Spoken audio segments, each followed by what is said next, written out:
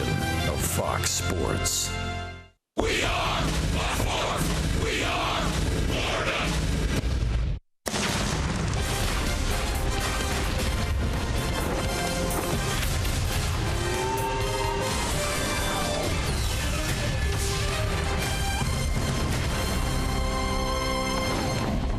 Boy, another tough weather day in Cincinnati up until about an hour and a half ago. Sun came out, tarps came off, and it's baseball time. Game 2 of a 4-game set. Hi, everybody. Rich Waltz along with Eduardo Perez. The Marlins, a thrilling win last night. 2-0 since Giancarlo Stanton went down. And Eduardo, the discussion over the last 48 hours is how do the Marlins survive without Stanton? And last night, it was a collective effort. It was. You saw a lot of power also from Johnson and Ozuna, and that's what the Marlins have to do. They have to play their game. They cannot try to be Giancarlo Stanton. You have to keep the wheels turning and good at-bats, quality at-bats, and try to get the pitcher to elevate the baseball. They were able to do that, and then use your speed and pressure. You saw right there Joey Votto just misplaying that ball at first base. And what happens? You get 2 runs scoring from it. Hustling again. Who's in the middle of it? Adani and Echevarria again going from second to third. Hustling. And so the Marlins opened this series with a win last night. The other loss that the Fish have had, 2 lefties, of course, Adam Conley and Wei-Yin Chen out of the rotation. So who fills that void? Tonight, it's Jose Urena. His last 2 starts in the minor leagues, he didn't give up a run, and if he can keep that up, the Marlins will be quite pleased. Well, we saw some glimpses of what Jose can do. One of the things, has to be able to keep the ball down, has to be able to control his emotions. He did that at the lower level, but now it's the big lights again. He has to be able to pitch down in the zone aggressively and get ahead of the hitters, and if he's able to do that, he'll give the Marlins a really good chance. I forgot to tell you, it's disco night tonight, so talk to me. You don't have your angel flights or your boots going, but Anthony DeSclafani, known as Disco when he was a Marlin, started on the disabled list. Since he's come off, he's probably been maybe the Reds' most consistent starter. Well, Disco, quote unquote, what he has to be able to do to try to keep the Marlins at bay is throw and keep the ball down. If he's able to do that, listen, he is a very tough pitcher to hit. One of the reasons is he calms down, he settles down. When you have runners in scoring position, that's when he's at his best. He gets a lot of swings and misses. The Marlins have to try to make contact and not try to do too much, use the entire field against them. So we're ready to go. Baseball in Cincinnati. The Marlins try to make it 2 in a row against the Reds and 3-0 overall. The return of Jose Urena. What to expect? Juan Nieves, Marlins pitching coach, joins us from Cincinnati. It's Fish and Reds.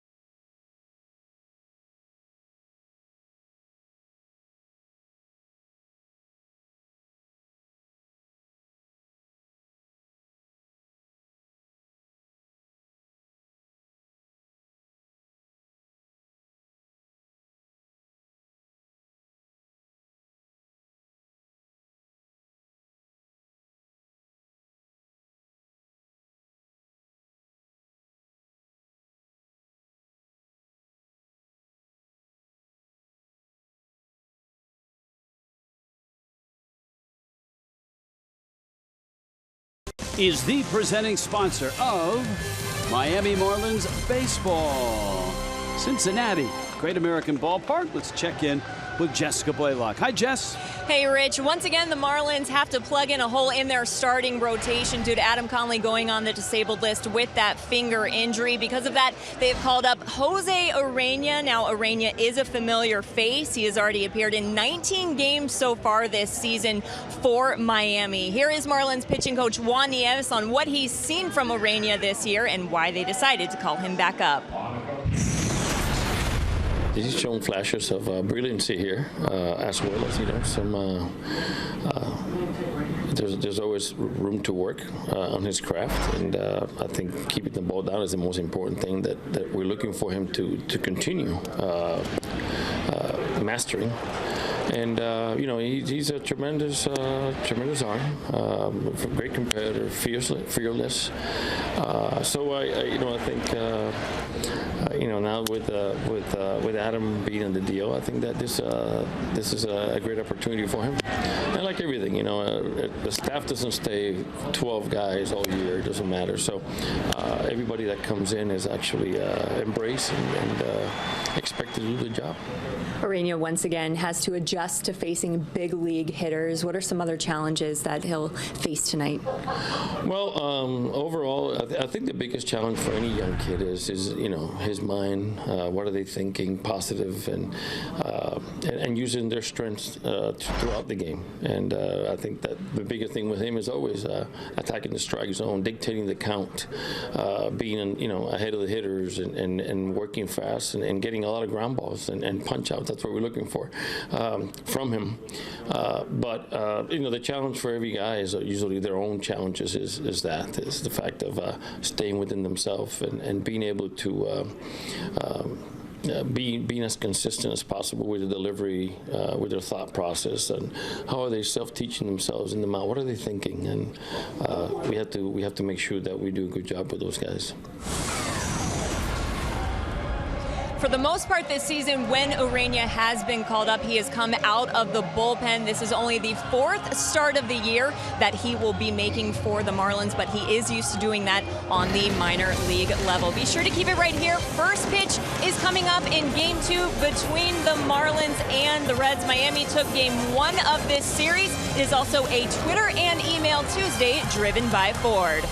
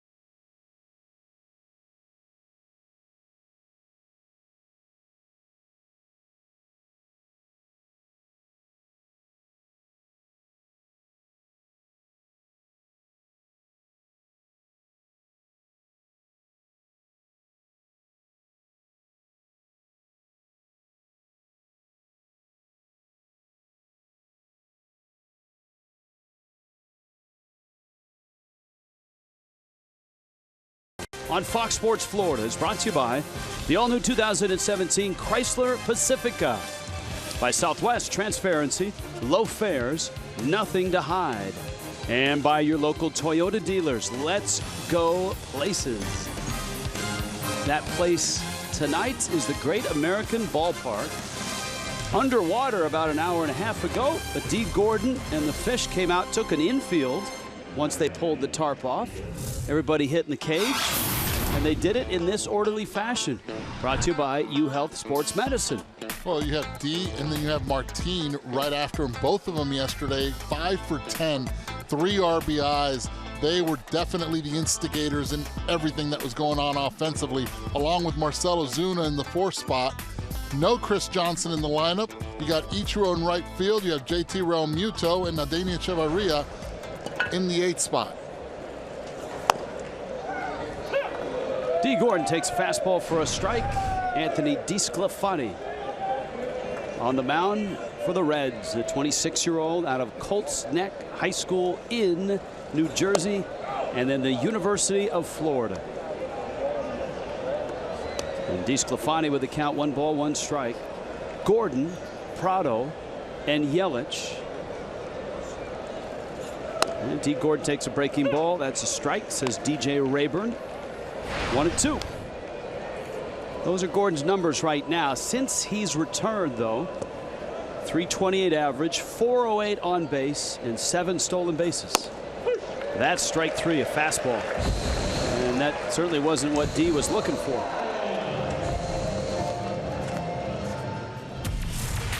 Defensively, here are the Reds. Southwest brings them to you. Tony Renda actually ends up in left field. Scott Schebler's in center. Tyler Holt in right. No Billy Hamilton, banged up last night. Eugenio Suarez and Joey Votto in the corners. DeJesus and Cozart up the middle. And Tucker Barnhart behind the plate. And now here's Prado. As Eduardo described, production from Gordon and from Prado last night. And Prado just continues to sparkle this season. Even with the glove last night, he made one incredible backhand stop that kept the Marlins on top late in the ball game. Well, he takes a lot of pride in what he does. Yeah, today he was studying video, making sure everything that he's doing is up to par, not on the pitcher, but on himself. Just checking the approach to see if he can do anything better than what he has been doing. Hitting .324 in the season. Motto of consistency. That wrinkle right there by DeSclafani, a pitch he's throwing a little more of, and with success. Well, he's doing what you want them to do, what you want a pitcher to do early. Pitch off his fastball. You saw him strike out D. Hasn't repeated the curve. Fastball, Prado slices it down the line. That's a fair ball into the corner. And Martin Prado motors to second, and he's in with a double. My goodness. He just keeps hitting and hitting and hitting. This guy's amazing. This is a pitcher's pitch. 2 strikes. Look where the catcher set up Barnhart. Ball's tailing back in. And he does exactly what the ball was doing on the way in. Slicing, trying to get the back door. He ends up slicing it down the line for a double. Since July 21st, you see the hit leaders. Since July 21st, Prado has been over .370. 6 doubles, a triple, 4 homers. He's driven in 23 in 24 games. And so he's in scoring position. Yelich is up here. And Christian takes in.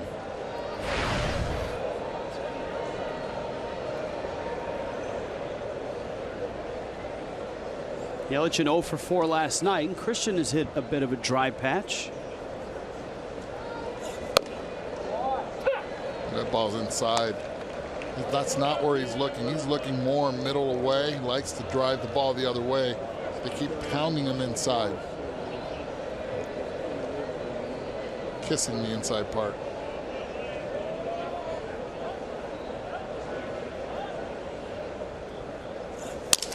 Busted bat. Yelich dumps it to left. Good break by Prado. Round third, and he's coming home, and Prado will score. Terrific read by Martin Prado. That's a fantastic read by Martin, knowing and understanding where Renda was in left field, playing a little bit deeper and not a natural left fielder. He's more of a second baseman, came in the Chapman trade, gets a broken bat, bat dies a hero, gets a read, keeps on going. Really would love to see Marcell Ozuna telling Prado where to go on that, if he has to slide or not. Guarantee you Prado will let him know later on. It's an 0 for 9 skid snapped by Yelich, and Ozuna takes a breaking ball for a strike. I think Prado's jump surprised a couple of people. But you know, you look at Lenny Harris on that one, and still that call is made on Prado. He had the whole visual the entire time. He committed early to it, knew where he was, doing his homework. Great base runners, really good base runners, do not need the coaches if they understand where the outfield is. You see him going right there. He's not looking at Lenny Harris at all. He's thinking score at least 3 steps before he even steps on third base. Ozuna cracks one. Left field. And it dies at the warning track. Caught by Renda. And Marcell had that look on his face like he just missed it. And there's out number 2. Gets it right off the end of the bat. Pulled off it just a tad. He knew it too. Here comes Dietrich now. Dietrich in the 5 spot. The Marlins had Dietrich on the bench last night with the lefty Finnegan in there. Real Muto hit 5th. And Ichiro 6th. Dietrich sends it the same spot as Yelich, and it dies right there in left field. Yelich holds at second. Dietrich floats one for a hit. Miami has 3 hits here in the first.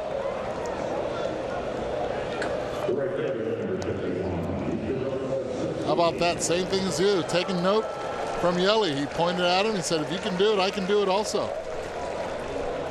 This is where Disco has to be careful on the mound. Ichiro, student of the game, understands what DeSclafani's already doing, throwing hard in on lefties. He could try to cheat early, try to get his first one of the season. You're right, Ichiro is not homered.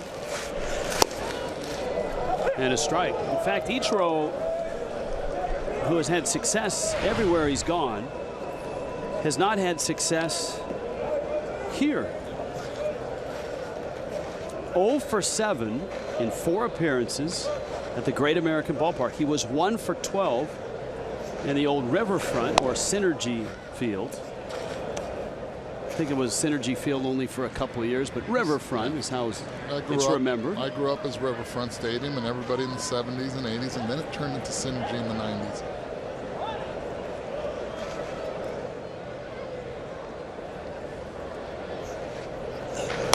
Breaking ball, and Ichiro fouls it back. It's 1-2.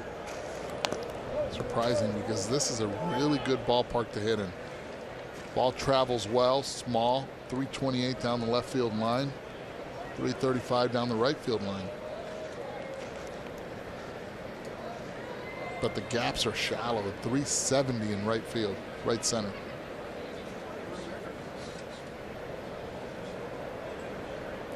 Barnhart sets up in.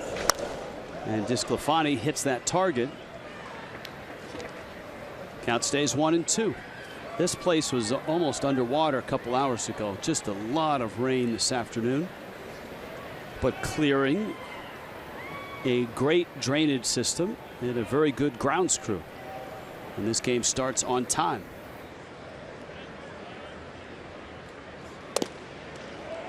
Ichiro takes in. And it's 2-2. 0 for 4 last night with a couple of punch outs.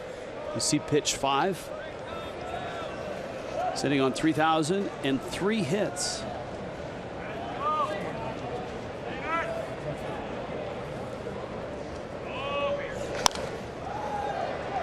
And you got to know that Ichiro right now is studying up on Al Kaline.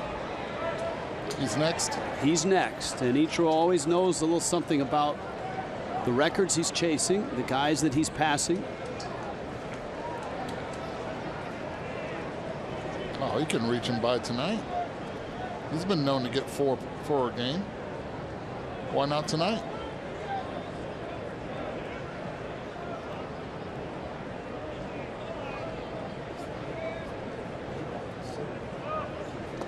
In the dirt. You got Real Muto on deck. This is going to give a head start to Yelich and to Dietrich.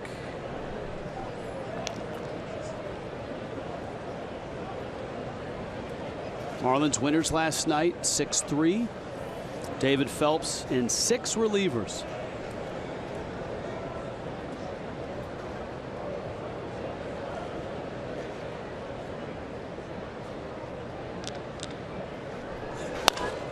Ichiro stays alive, and the count stays at 3-2. Good news for the Marlins. Sclafani now at 24 pitches will be throwing his 25th here in the top of the first. Try to get into that bullpen early for the Reds. Keep that pitch count up.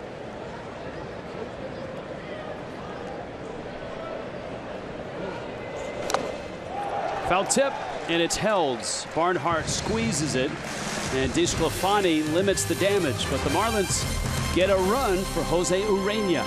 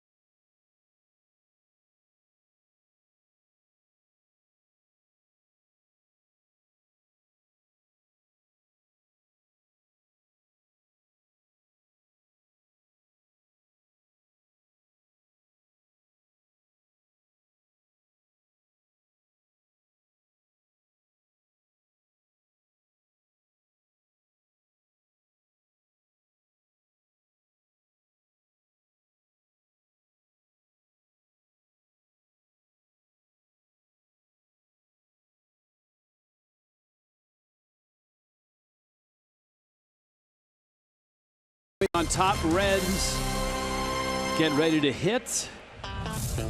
And here comes Cincinnati's finest. Brought to you by UHealth Sports Medicine. Got Tony Renda in left field, the natural second baseman playing out there. Zach Cozart, 15 home runs on the season, hitting second. Joey Votto, the only hitter right now, over 300, professional hitter. You work all your way down to Tucker Barnhart, catcher, 11-game hitting streak, 359. Started off the season as a backup, but boy, oh boy, has he been swinging the bat well as of late.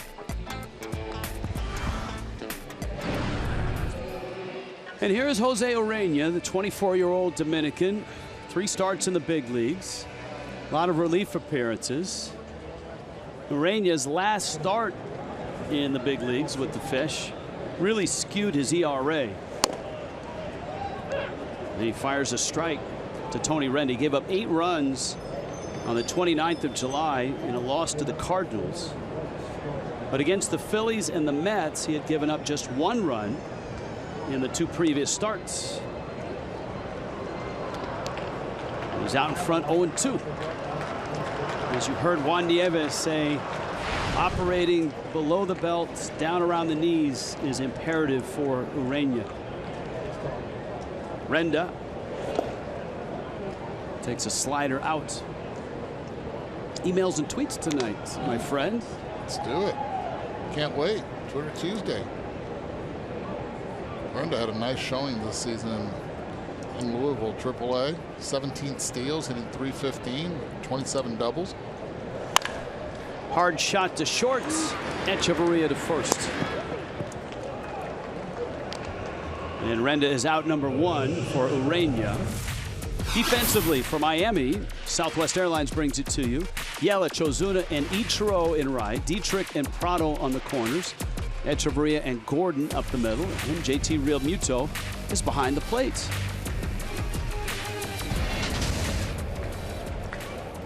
Zach Cozart made a pinch-hitting appearance last night. He's back in the starting lineup. His double play partner, Brandon Phillips, is not. Phillips still banged up, knee and a quad.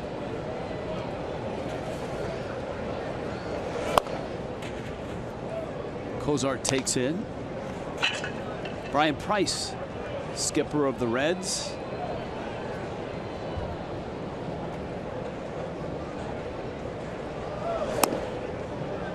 That for Urania is the perfect spot. That's where he has to be able to stay, and if DJ Rayburn continues to give him that pitch right there, you see the number 3 right into the strike zone. It'll be a good night for him. Bouncer third, and Prado on to first. And that'll bring up Joey Votto. Question for Eduardo. Perhaps the best all-time Major League hitter is Ty Cobb. Oh, I thought they were talking about me. No. Oh, sorry. 366. He had a hand-separated bat grip, sacrificing bat speed for barrel control. Why do none of the present-day hitters ever use the hand-separated grip?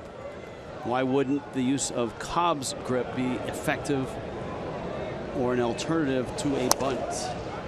Frank has that question from Palm Beach Gardens. Well, it's a good question, Frank. First of all, Votto is a guy that does choke up on the bat, though he doesn't use the split grip, so to speak. No, but if you look at Martin Prado, he does separate a little bit of his hands on certain, and depends on who the pitcher is.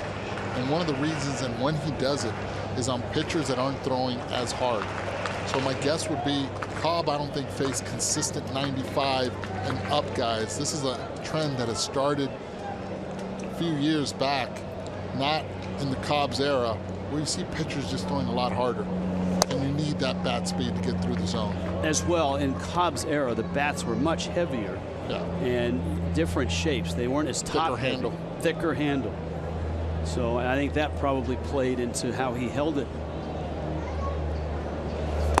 That's what you hear from guys like Ichiro or others that have gone on that special tour of Cooperstown and been able to hold the bats of all the greats from the early days, the 20s, 30s, 40s, even 50s. And it's a big adjustment, you know, for players nowadays to go to a heavier bat. Votto goes to right field, and he's got a single.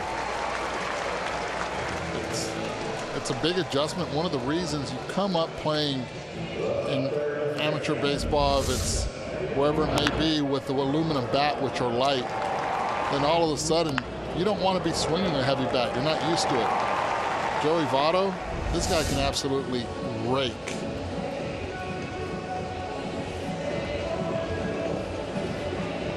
Eugenio Suarez now for the Reds. Bob in Fort Lauderdale has a managing question. And it has to do with last night. Do ejected managers get the win or the loss if the team does win once the replacement manager takes over? And the answer is yes. Though Tim Wallach got to talk to the press afterwards like the regular manager. It was Don Mattingly's win, so it goes on Mattingly's record.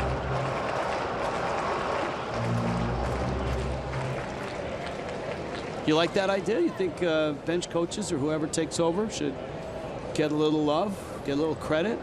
No, I think it's okay. I think the bench coaches are the guys that keep everything in order back there, and they don't want any of the limelight at all. I think Tim Wallach does a nice job, both communicating well with Mattingly. So, but I like it. I like that the manager continues to get the win. At the end of the day, sometimes they just sit right behind the dugout. They're still making and pulling the strings on everything. That one's by Echeverria and into left field. And Suarez has a single, a couple of 2-out hits. And a left-handed bat in Scott Schebler comes up. One thing I would love Urania to continue to do is use his fastball. Both hits have come on off-speed pitches. Both Votto on the changeup, Eugenio Suarez on the breaking pitch. Was able to get 2 outs early, both on fastballs. Continue to use it, keep it down in the zone. DJ Rayburn, home plate umpire, is giving you that pitch. Continue to attack there hard.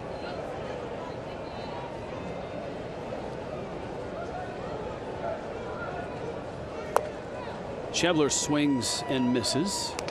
Schebler entered last night in an 0 for 28 funk. And he busted out with a solo homer in the second. Also had a bases loaded walk.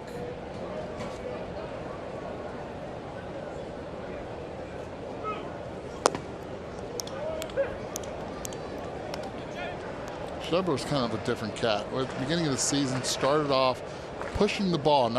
It was a weird swing, pushing the ball towards left field. Still had power. It wasn't an inside-out swing. Scouts would call it just pushing it that way. Was sent down, and when he came back a couple months later, dead pull guy. Dead pull hitter, more aggressive. First game when Jay Bruce got traded, he had a home run. 0-2.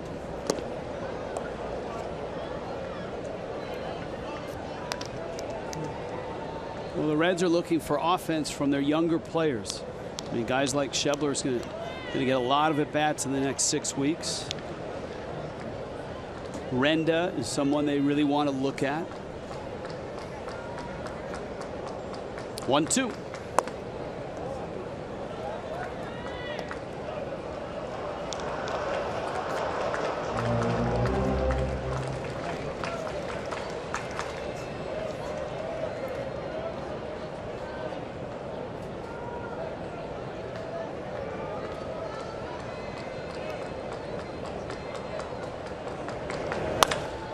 Into left, a hit.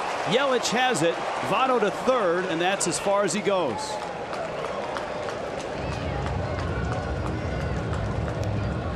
Two quick outs, and then 3 consecutive hits for Cincinnati here in the first. And you see where Real Muto is. He hits the spot. Out of the zone. It's the only reason why there's nobody there. You see where Echeverria is. He's playing more on the pull side. Pitches out of the zone, drives it to left field, and it's hit so hard, fortunately for the Marlins, that Joey Votto is not able to score from second base.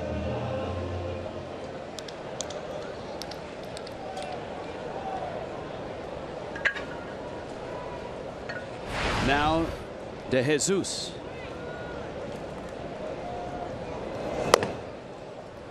And Urania misses in.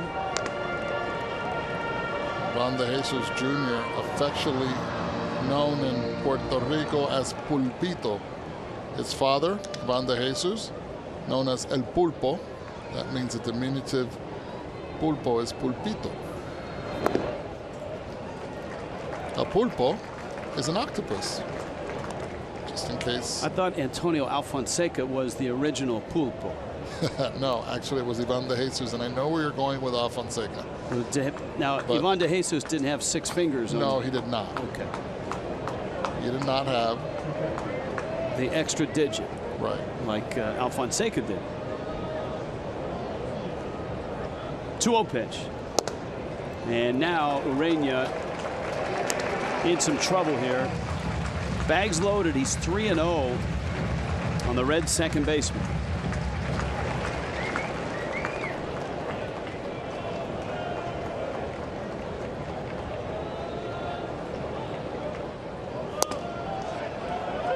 A strike. Tries to work his way back into this at bat. De Jesus, a patient hitter. Bases loaded. Definitely given the green light. I've seen him play in the past. Sometimes he'll take on purpose. Gotta swing the bat. And that's a strike as well. Great pitch. Great pitch, especially when the first 3 pitches were way inside. Look where the last 2 were, 4 and 5. They're playing on that bottom half corner right there.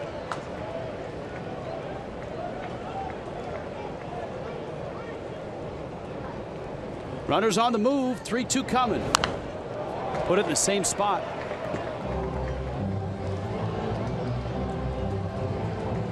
Look at that, right on top of pitch number 5.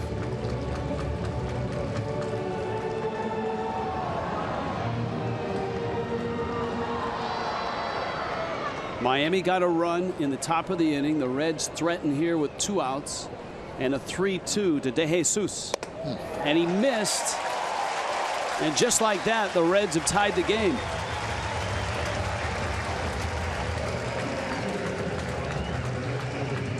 And here comes Juan Nieves.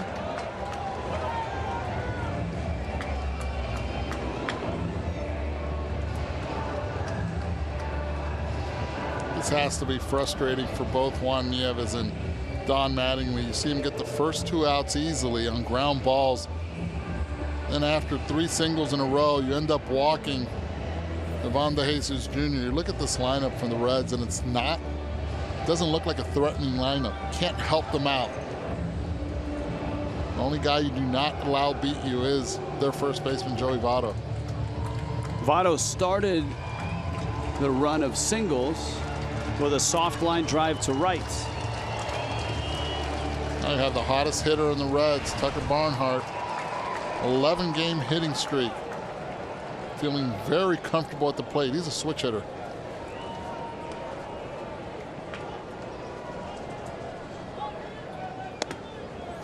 And Urania misses up. Oh, he threw him a breaking pitch, first pitch. Try to get ahead. Missed on location. Now Barnhart has to be sitting fastball. 14 for 39 in that 11-game hitting streak. To right and deep. Ichiro to the wall, and it's gone.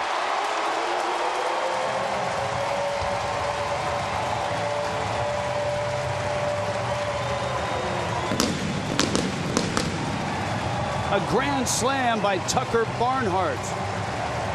And Miami's 1-0 lead gets flipped. It's 5-1.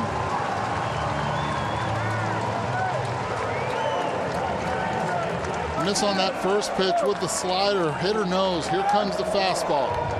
Tucker Barnhart having quick hands, feeling really comfortable at the plate. Gets the heater inside. Brings his hands in. And 5-1 Reds.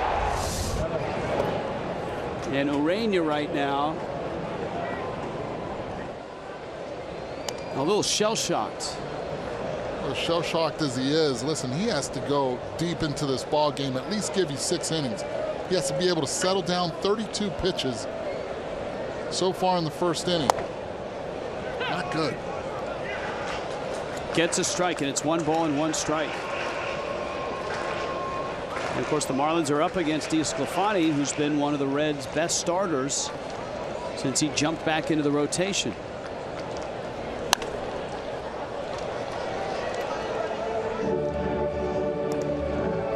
The Marlins play in the same ballpark as the Reds here for 4 games, and they took advantage last night. Chris Johnson hit a home run that was only 329 feet to right field, and the grand slam goes just 367 feet. Yeah, this was one of my favorite ballparks to play in. In the air to left, Yelich in there, and he makes the catch, and the Reds have a big first inning. Tucker Barnhart's grand slam makes it 5-1.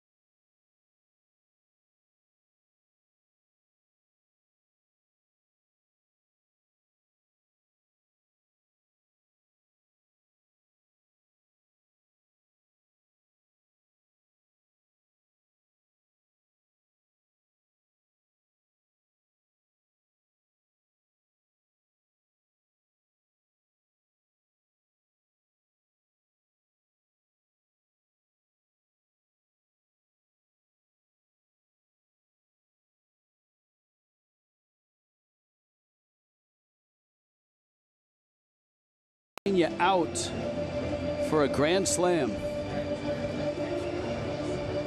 And it's 5-1 Cincinnati. And the Marlins try to climb back in against Anthony DeSclafani, JT Realmuto, Danny Echeverria, and then Urena.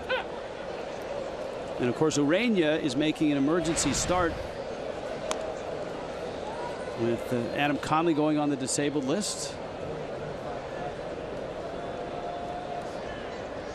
Realmuto 0 for 4 last night. And he pulls that one foul. These two guys working together in the minor leagues. DeSclafani pitched with the Marlins in 2014, traded to the Reds in the offseason. Breaking ball in the dirt. And of course, originally he was drafted by the Blue Jays in the 6th round out of the University of Florida, and came to the Marlins in that Matt Latos trade.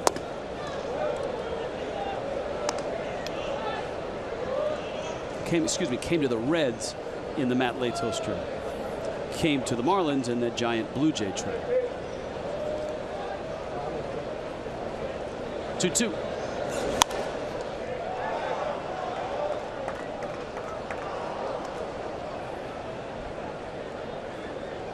DeSclafani started his season on the disabled list.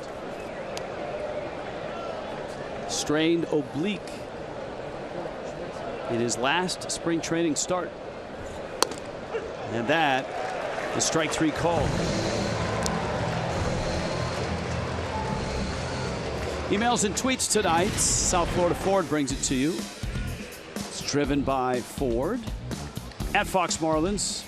For tweets, foxmarlins@gmail.com. For emails. Yeah, don't forget the hashtag, go fish. That's your job. Come on, partner. You're the hashtag. I'm all in. Let's go, Twitter Tuesday. Come on. You're the hashtag guy. Lots of questions about outfielders and whom the Marlins might be looking at, who are possibilities internally and externally to replace Giancarlo Stanton. We've heard names like Carlos Gomez and Yasiel Puig. Though Puig's name, obviously that man right there and the guy behind him have a history with Puig, having managed him in Los Angeles. Heard Gerardo Parra's name. Gold Glove outfielder with Colorado.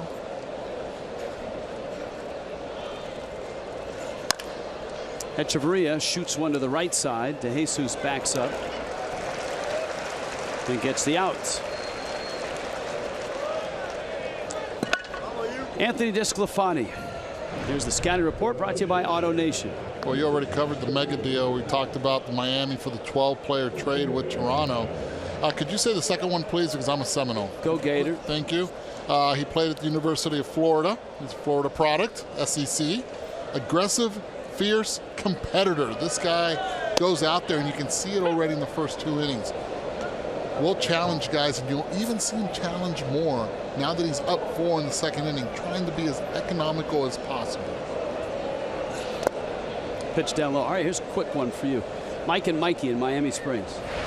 One of the things that impresses he and his son, players and coaches, have the ability to have many signs. As a Little League coach, any tips on effective signs? Make it as easy as possible. It's already hard enough to hit the ball. Into right. Jose Urena, a fly ball out.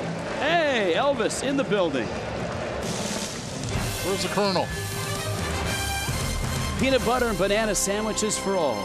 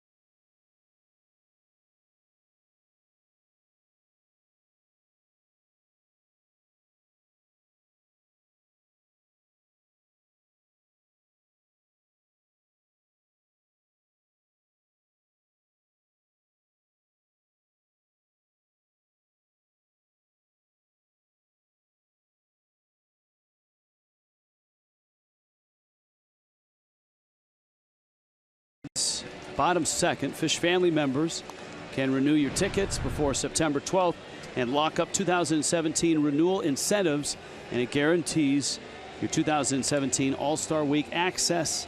Enjoy maximum savings, rewards, and flexible payment options. Renew by phone, 1-877-MARLINS at marlins.com.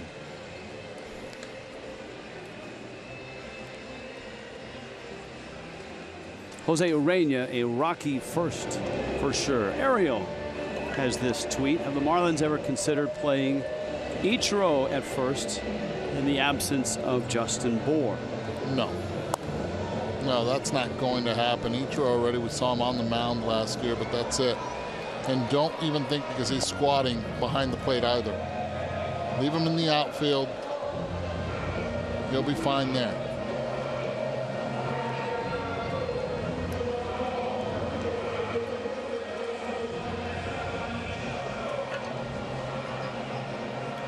Justin, do you agree with the media saying that the team has no chance without Stanton? No, I do not agree with the media, and one of the biggest reasons is because now the coaching staff understands their dynamic to their offense.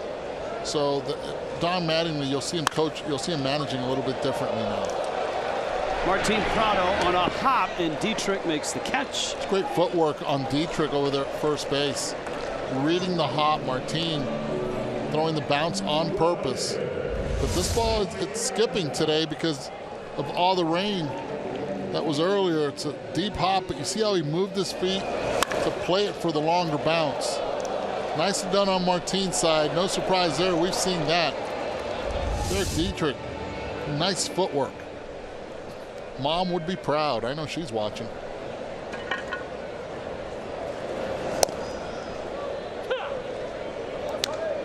Going back to what the media says about no chance with the Marlins, I completely disagree.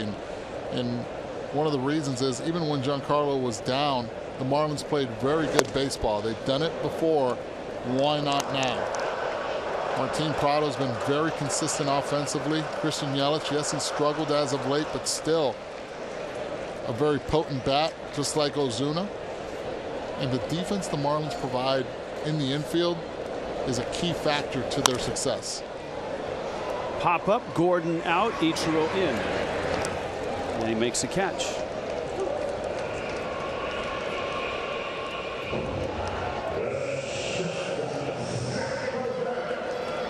Tyler wants to know, when will Wei and Chen be back? Chen started a throwing program after being shut down for about 2 weeks with a tender elbow. And the progression is such that if everything goes well,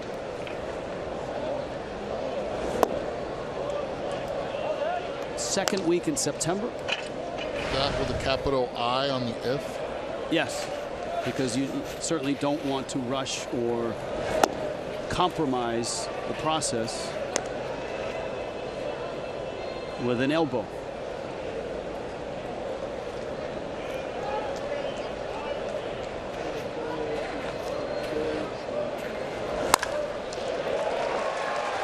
Cozart into left, and that's a 2-out single. And remember, everything started with 2 outs in the first for the Reds. All 4 hits and all 5 runs came with 2 outs.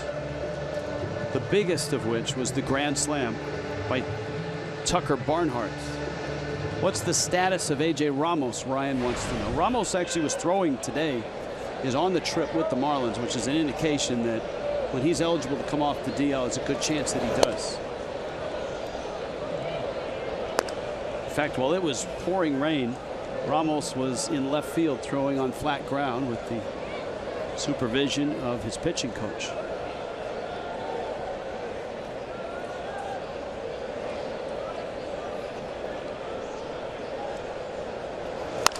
Dimitri wants to know. Not Dimitri Young, right? Dimitri Young wants to know. Will the Marlins go after Dimitri Young? No, it's Dimitri. It's Dimitri who wants to know, will the Marlins go after Coco Crisp? That's another name that's... Well, Coco, we For those of you that don't know what's going on with Coco Crisp, he's a few games. He has a vesting option that if he gets to a certain amount of games in the season, if I'm not mistaken, it's 130 games. He's around 93 right now. A vesting option would kick in for either 13 or 16 million dollars. One of those two numbers. I don't want to be quoted on that. I think it's 13. 13. I think after 10 it just gives or take, one or the other, right? But they're not playing him right now in Oakland. They're playing him sporadically. Bob Melvin is probably getting the instructions from the head honchos upstairs.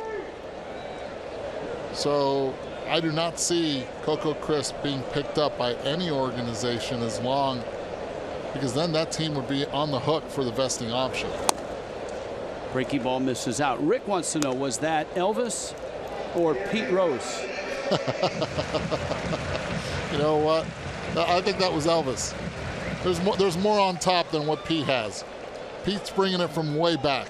But they both have a distinctive Las Vegas look. Yeah, they do. Glasses, you're right. Got the Cerveza in hand. 3-2, and Urania strikes out Joey Votto. 5-1 Cincinnati.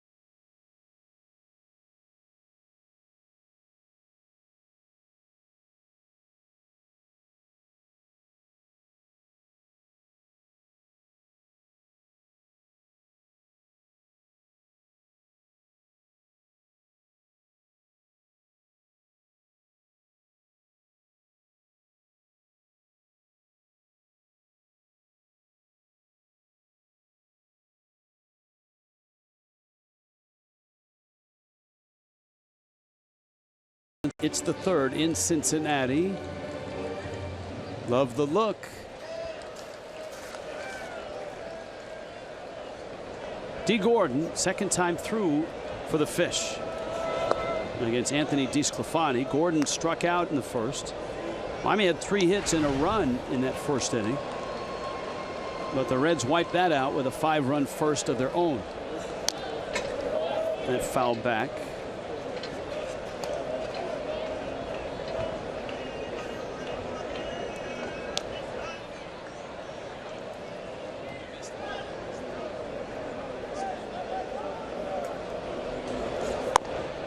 Gordon takes down low.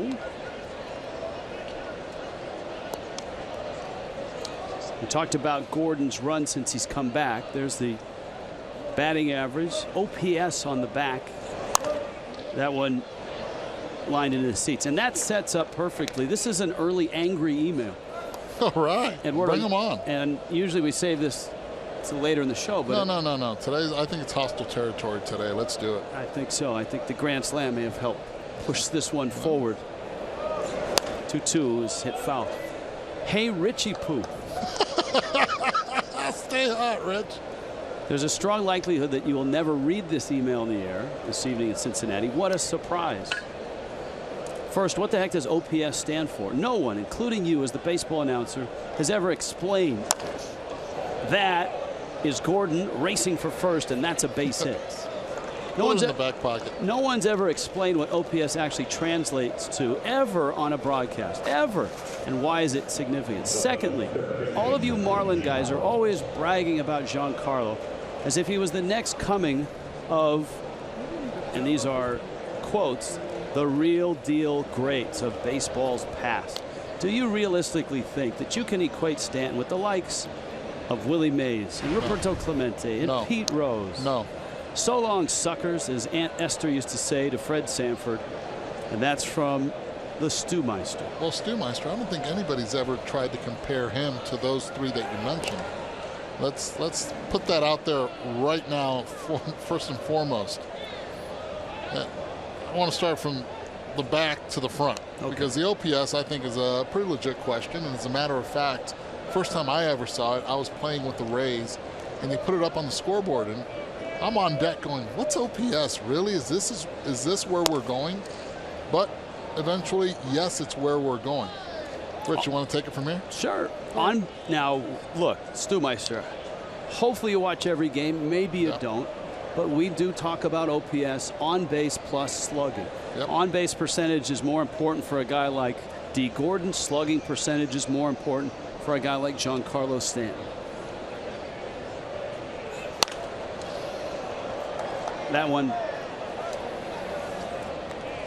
out of play. The guys that have the high OPS, a guy like Christian Yelich, which combine on base percentage with some slugging. See an 8.74 OPS.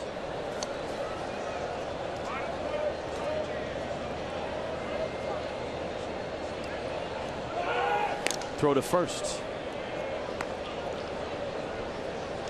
So if you have a good eye and you do damage, doubles, triples, homers, then you're going to have a high OPS. Runner goes, pitches a strike, and Gordon has swiped second base. I like this. I like, even though they're down 4, it's early in the game. You still have to continue to play your game. Again, now you get D. Gordon back after the suspension. You get more stolen bases, more attempts. Nice try by Barnhart, but that was stolen off Disco on the mound.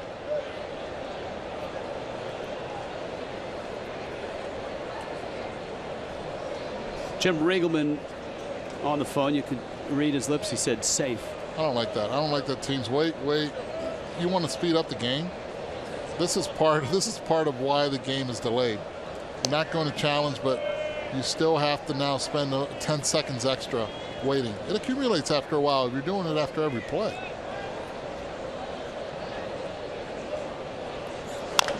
Prado, a high chopper, leaping is Suarez, cross the diamond. Gordon is going to take third. So the speed of D. Gordon, an infield hit, a stolen base, and he races to third on the throw across the diamond. And here comes Yelich. Well, Martin down 4. He's not looking to just move him over to third. Does that, and really good heads-up base running by D. Gordon. And wow, Suarez, laser throw over to first base. That was easy for him. Last year was playing shortstop. Moved over after Todd Frazier was traded. So here is Yelich. Stewmeister, by the way, 710 is the average OPS in the National League. What's Stewmeister's OPS? What are we working on? It's a balk. That's what it is. And D. Gordon trots home, and the Marlins have their second run. Well, this is what speed does. D wasn't doing much at third base. Watch Disco. Keep an eye on his feet.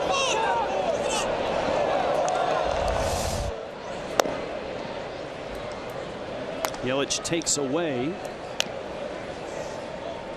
And it's 5-2 now. One out, nobody on. Reds are shifted a bit to left center. Yelich dribbles one out in front of the plate. And Barnhart throws him out.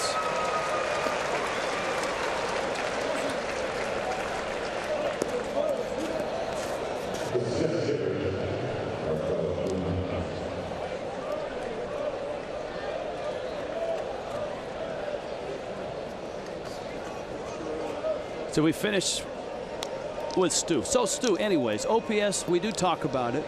It's on base plus slugging. We probably don't break it down every night for you. And thanks for joining the show. I like the Fred Sanford reference, though. That's strong. That is strong. And that must have been an email because that was just way too many characters. Yeah, well, we do both. No, that's what I'm saying. That must have been an email. Actually, we're reading them all.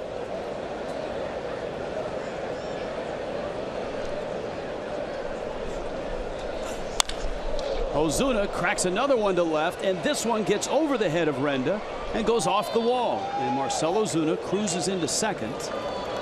You could see this coming, Eduardo, on Sunday when he had 2 hits and 2 loud line drive outs. He homered yesterday. He hit that ball where Hamilton got hurt also, right? To the wall? Yes. Watch where the location is. Just a hanging breaking pitch. Just missed the one in the previous at-bat. Off the end of the bat. This time stays on a little bit longer. Fool me once, not twice. Marcell in scoring position with 2 outs.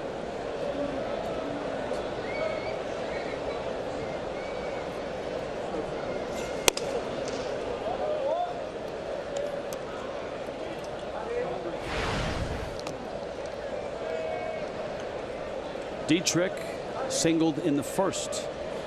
The strikeout of Ichiro was big for DeSclafani. He stranded 2 in the first. He's got Ozuna at second with 2 outs here.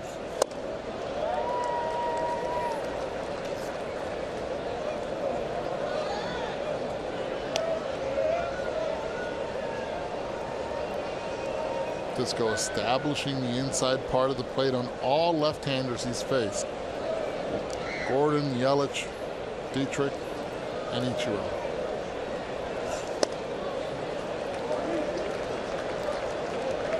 That's not what you want out of Derek. That pitch sailed away, not even close to the strike zone.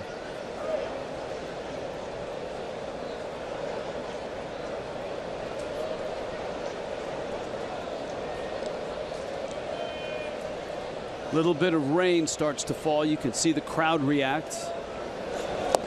And Dietrich goes after a pitch that was way in. Marlins get a run back. Almost all D. Gordon on that one. It's 5-2.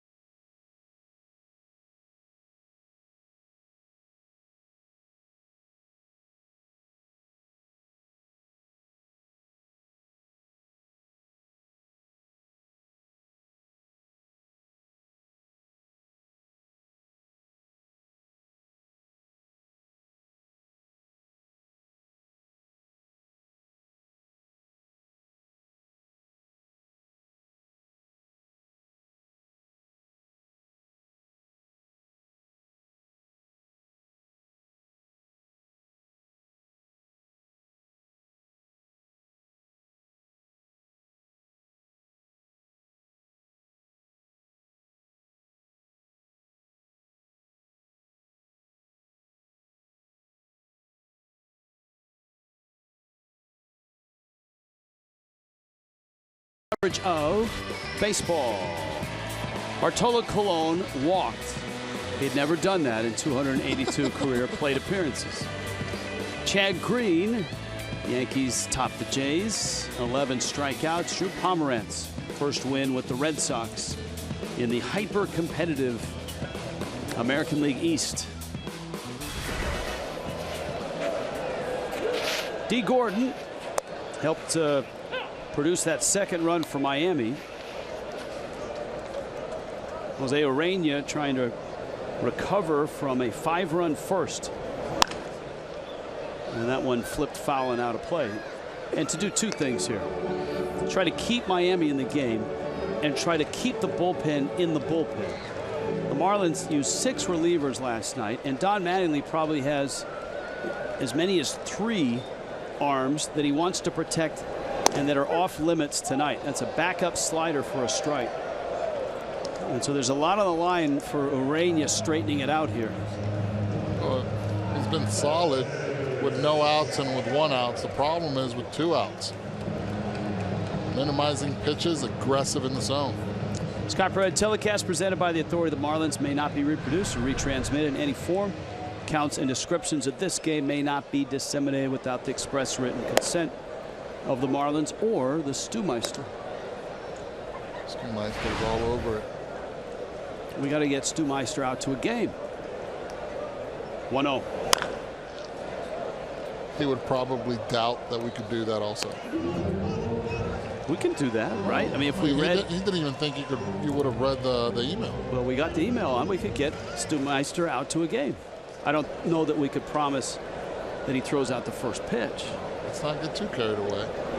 SCHEBLER takes just out. Urania wanted that, and it's 2-1. Marlins pitched SCHEBLER away last time and drilled one. The shortstop hole. Martin PRADO way off the third base line. That one is cracked right up the middle. A 1-out single. All right, there's a pitching question for you, Eduardo. I'll take a stab at it. Of course, I would ask it and now not be able to find it. That's the problem with scrolling through these things. Is you have it all on your screen ready to go, and then another batch comes up. Here it is. It's from Roy. Want to know your honest opinion. All right. Why could pitchers pitch more on shorter rest and now get hurt more? Logically, it makes no sense. Ouch. DeJesus gets hit, and the Reds have runners first and second. The email continues. I think Major League Baseball misses the days of great starters that people would go see. Fidrich, Valenzuela, Gooden, Seaver, Gibson, Carlton, Catfish, Ryan, Jenkins, Palmer, etc., etc. So I guess the question is, why, now that pitchers are pitching every 5th day, pitch counts, more caution, why are those pitchers getting hurt more than in the good old days of the 60s, 70s, and 80s? There's a lot more velocity now. That's number one. Back in the 60s also, the mound was a lot higher, so it would take away from the stress of the pitcher in his arm. Now that was the era where the pitchers would dominate. Now the mound's a lot flatter. What is it, 10 inches high? Where to center, Ozuna. Runner tags, and SCHEBLER gets to third. But the key here is velocity. It's a different game now than when it was in the past. You used to see a lot of sinker ballers throwing 87 to 89 miles per hour. That was the standard. You ever got a guy throwing 94 that, throughout a game, you didn't see that much. Now you see that consistently. Teams draft and go after guys that can have that power arm. It's more of a swing and miss era than what it was in the past. With the premium on velocity, as you noted from the very start, right. Almost from Little League on up now. Holt swings and misses, and the count's 0-1. Reds threatening here in the bottom of the third. With Scott SCHEBLER at third, Ivan DeJesus at first. Big out right now. Runners at first and third. You have a base open at second base, and you have the pitcher on deck. This is the guy you want. You have to execute pitches now so you can get the pitcher leading off the next inning. You got lucky there. Real Muto was set up, ready to dig one out of the dirt. Urena left it right over the plate. I'm surprised no one has sent a tweet yet about, or an email, about why do we pronounce his name Urena when there's no tilde on top of the end. How many times have we said that all season? Well, Eduardo, you can send a tweet or an email to the show too. I'm verbally saying it. Hashtag I'm saying it. And look at Adrian Gonzalez from the Dodgers. He started this movement called ponle acento, which means put the accent on it, on the names. But that also has extended to putting the tilde on the end. We've seen it with Nunez, Eduardo Nunez, which recently got traded from the Twins. And he puts that tilde on the end. You're a big leaguer, kid. You can tell him. Well, now you open the door for the story. The 0-2 runner goes, swing and a miss, and we'll walk through it when we get to the next half inning. Urena with the Enye. Strikes out Holt, and it's 5-2 Reds.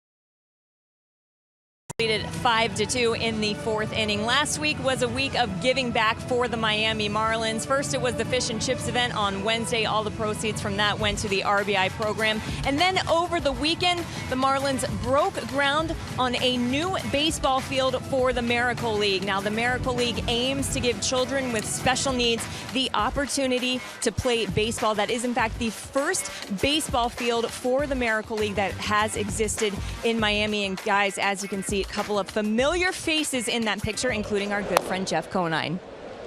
That's a very cool thing. Ichiro stands in the box. That's where, you know, an event like Fish and Chips, and we here at Fox Sports Florida are very proud of the fantasy auction that we do at the Marlins Foundation. We raised over $150,000 this year. Good, good. That's where those funds go. DeSclafani called off, and it's caught there by Suarez. Not only that, I also saw where the Marlins Foundation is kicking into action with the back-to-school drive and getting all the kids in South Florida that are in need in the Miami area back-to-school supplies. That's a good thing. That's a very cool thing as well. You know, it's really cool, and my wife is starting to do this year with my daughters, is collecting backpacks. Used backpacks to be able to give also to kids. Real Muto on a catch and tag by Votto is out number 2. My girls had mentioned it. I think it's a good thing to do. Why throw them away? Let's spread it out.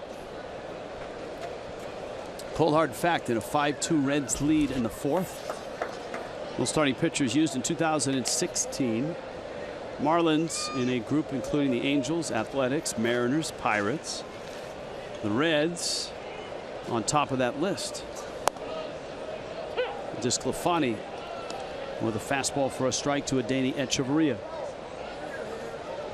It's been a rough ride for Brian Price with injuries, and the Reds trying to reload and rebuild, dismantling what was a pretty good rotation of 4 years ago. Dusty Baker's last year, with one that is filled with mostly young arms now. And DeSclafani at 26 being one of those.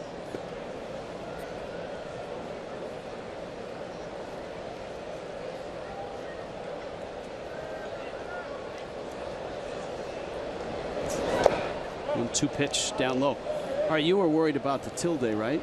Yes. And when Jose Urena first got here, I went down to his locker to ask him, how do you pronounce your name? Because there was no tilde over it. And he said, it's Urena. I said, well, then there's a tilde. I know, and I asked him, how come there's not one on your uniform? And Echeverria bounced it. I like how you do it with 2 outs. And he said, you know what? I'm just happy to be in the big leagues. I didn't want to cause any trouble. Just happy to have a uniform. Let's put it on, baby. Let's put it on. You're a big leaguer.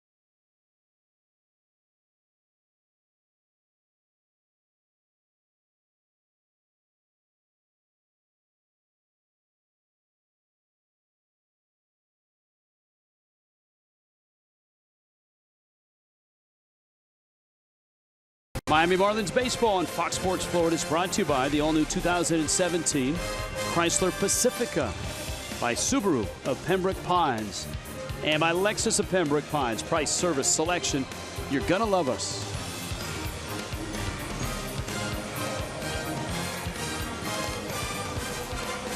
Yes, rain starting to fall in Cincinnati. It rained hard this afternoon.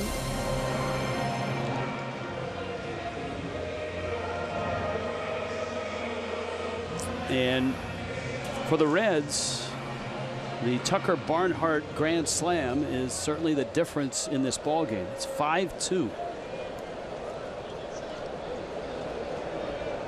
DeSclafani, Tony Renda, and Zach Kozar.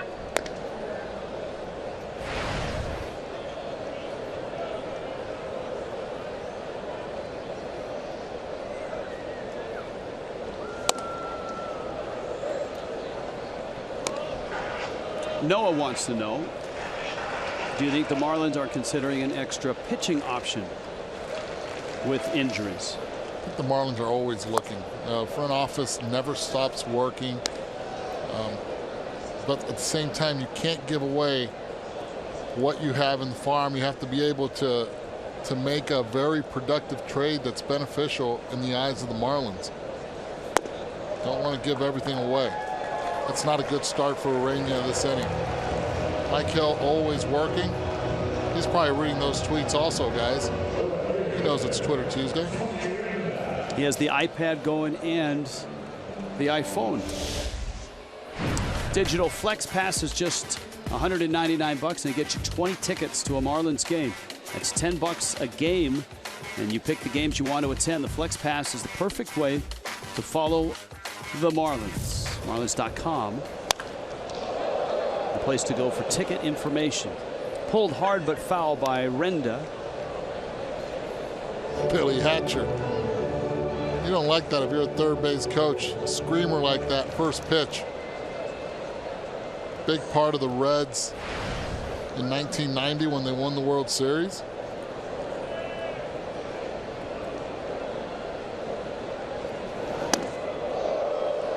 Urania misses in.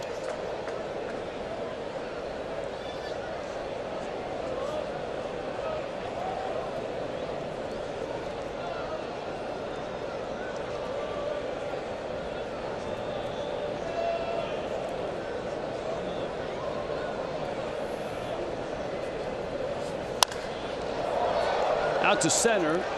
Ozuna tracks it and then makes the catch. DeSclafani back to third.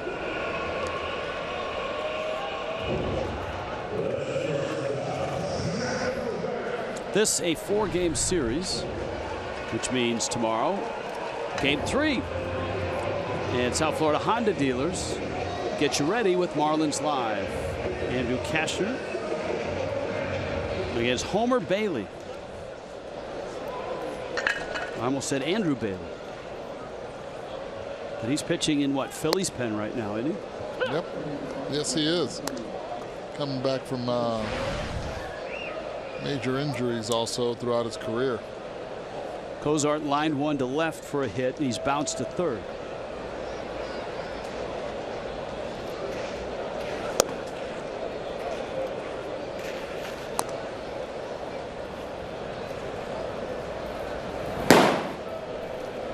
Hunter Cervenka. Not what you wanted to see already in the bottom of the fourth inning, but 72 pitches, a lot of high-stress pitches. Right to Prado, cross the diamond. DeSclafani goes down. Did he hurt himself, or is he all right? Well, he went down, and he is limping back to the Reds dugout. Trying to stop on a dime on the line drive to Prado, and the Reds starting pitcher limps into the dugout. We'll take a look when we get back. 5-2 Reds.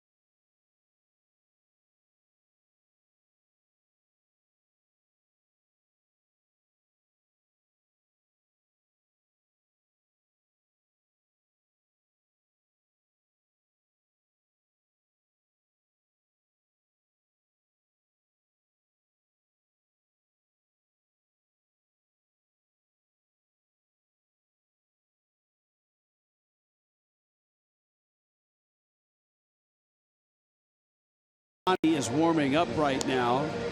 And this our first look at what happened as he tried to stop and go back to first. Watch the left leg. Ooh. That is a turned ankle. And that's a scary thought for the Reds. They are thin on pitching as it is. So he's 4 innings in. He faces Urena and he misses in. It's 1-0. Top of the order after this: Gordon, Prado, Yelich if anybody reaches. Because you have a short bench and you have a lot of guys down today in the bullpen, Urena has to hit.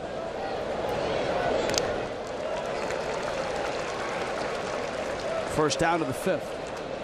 Fox Supports is proud to team up with Girls on the Run in their dedication to empowering young girls and instilling confidence through running. Registration is now open. Learn more about how you can get involved this fall. Visit foxsupports.com.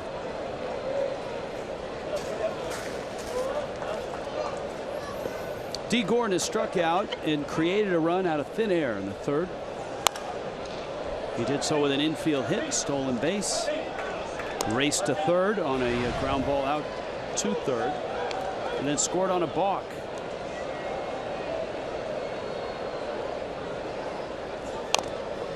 This time he bunts. It's a foul ball. We had an email asking about the balk and wanting to know if the balk was an earned run or not. And since the pitcher commits it much like a wild pitch, it is an earned run. Can you imagine? Every time there's a runner at 3rd, you don't want that earned run. Just might as well balk him in. And then when the manager comes out and say, "Hey, I'm in a walk year here." No, it's an earned run. What do you see from DeSclafani in his delivery? Any compromise here? That's a fair ball. It hits the base and it rolls up along the wall. Gordon, a big turn. That was very similar to the ball the other day at Marlins Park that popped off the corner and rolled away from Prado. Getting the bag and really good at bat by D. Staying on it after that strikeout, looking, gets the infield base hit, and this one just again kissing the bag in the corner. Getting a base hit, and he will continue to add pressure with 1 out. No reason not to. The leg that's bothering Disco on the mound is his left leg. No problem on that turn.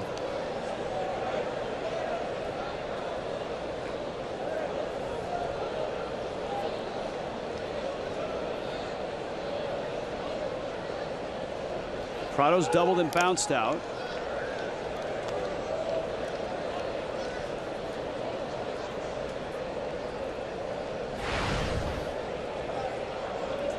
The scissor kick is back. He showed it off last night in an epic at bat, fighting off fastball after fastball from Brandon Finnegan. Gordon runs, and the throw to second. He is out.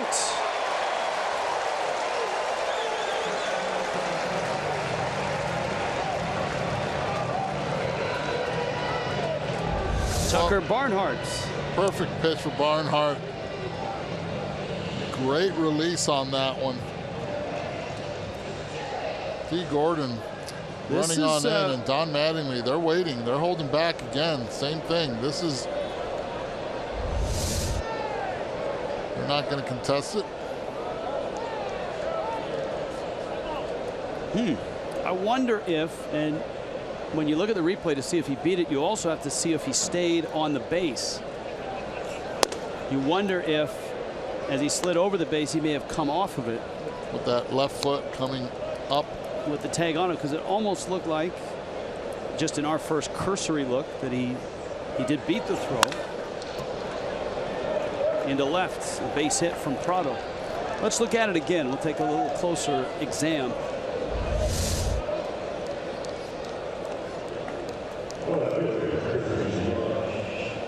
I think that's pretty close right there. I think the foot beats it, but does the left foot come off before the left foot or the right foot hits it? I don't think so. So you think he's just flat out? Right there. He's safe, and then he comes off it, and that's. Yep, you're right. That's what I was looking for. And that's a great job by Shiner again in the clubhouse, deciding not to challenge that. PRADO follows with a hit. Yelich now 0-1.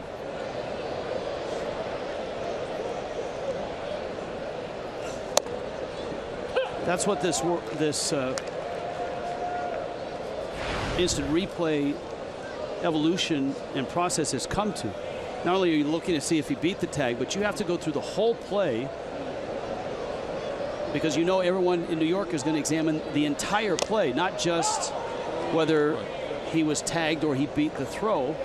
They're going to look at the entire play, and if you challenge that he beat the tag, which it looks like he does beat the tag, but watch the foot come off, the glove's on him, and before the trail leg hits the bag.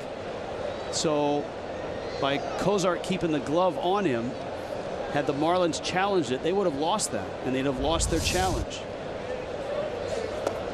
Yelich, check swing, and that's a swing, says Bill Welke. I don't know about that one. Yelich shaking his head. Welke throws his hands up at Yelich. Yelich throws his helmet. Here's a look. Yes, he did.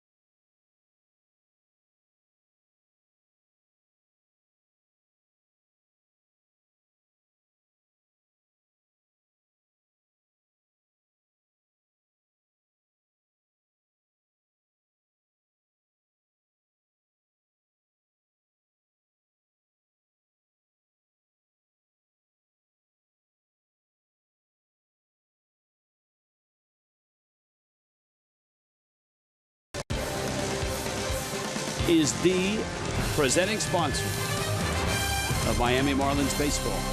Bottom 5, 5-2. That's a great square right in the middle of Cincinnati, which was filled with emergency vehicles and onlookers today near the Marlins Hotel, because a scaffolding that was working on a building attached to the Marlins Hotel started to fall and precariously was dangling from high above, and it sounds like thankfully they were able to get to it before any more damage was done or anybody was hurt.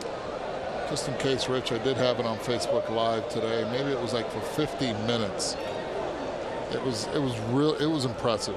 I was window hugging. I was window hugging. You know, they say don't be a wall hugger.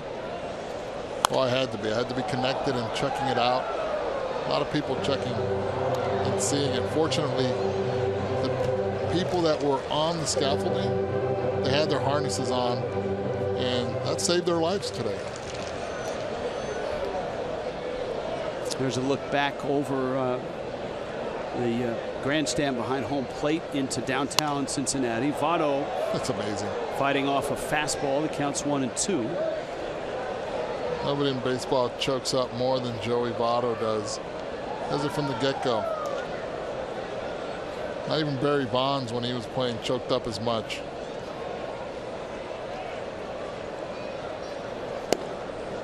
We have a lot of balk questions. Can we balk through them?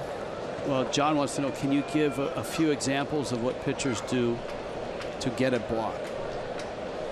They can flinch on any moment, only with runners obviously on, but they can flinch. While they're on the rubber. While they're on the rubber. They can drop the ball.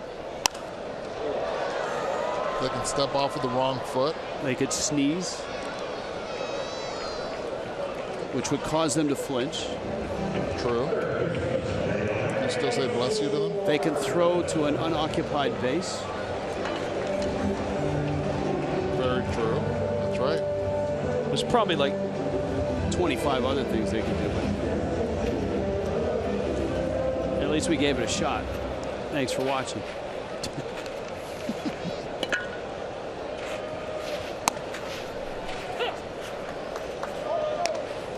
Eugenio Suarez now.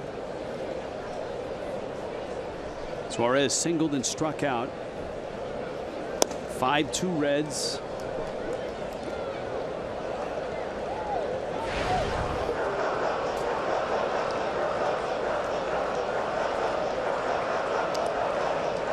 And the count 0-2.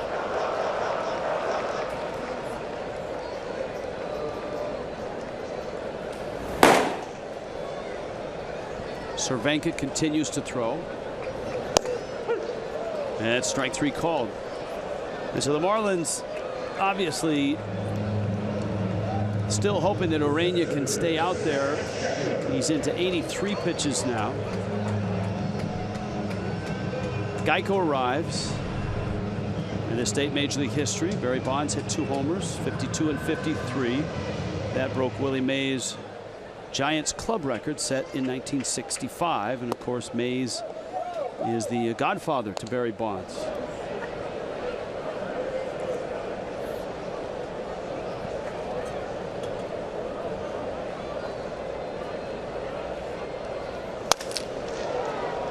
That one smacked through a shift by SCHEBLER. That's how many outs, Rich?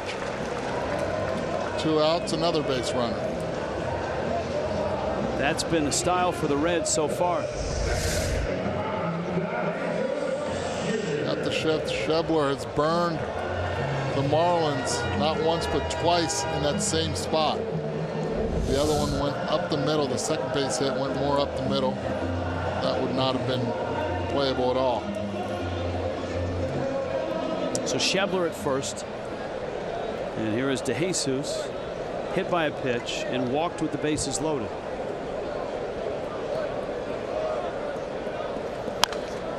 Fouls that one back. In an email, a viewer writes, I've heard the reference to the great Sanford and Son show. How about Florida Evans from Good Times when she was asked about the recent Marlin injuries, saying, damn, damn, damn. There's a strike.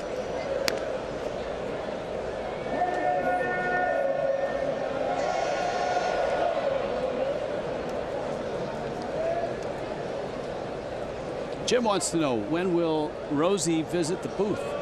Oh, you've been mentioning Rosie a lot today.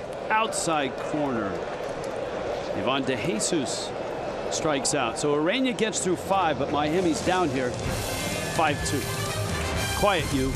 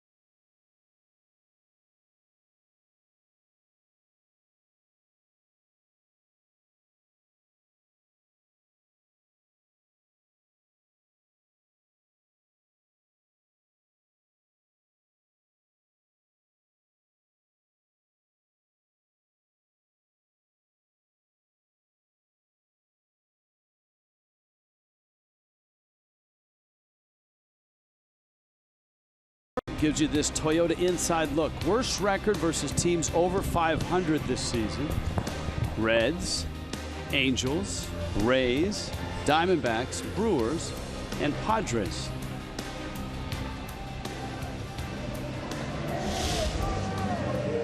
Brian Price staring down at his lineup card. I think this might be a more problematic inning for DeSclafani with that ankle after having had to go back into the dugout and sit around.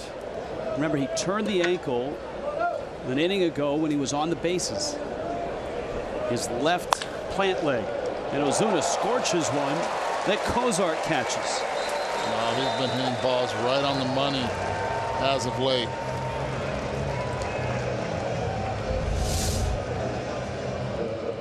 Barreling it. Nice reaction by Cozart. It's a beautiful swing. Nothing to be ashamed of on that one. Here comes Dietrich. Emails and tweets tonight. Some good questions. Some odd ones, but we like odd.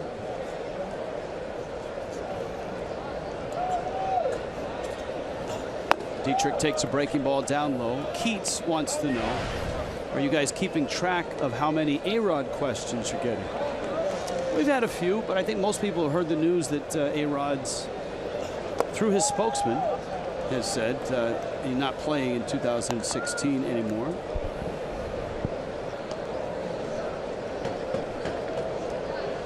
So I would say we probably had half a dozen to 10.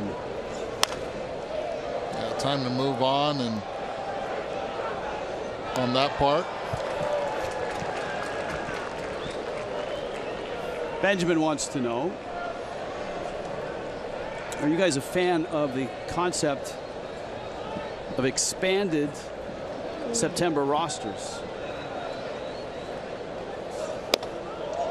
I am, but this is one adjustment that I make, because there are some teams that just probably call up one guy or two. Some don't even call guys up.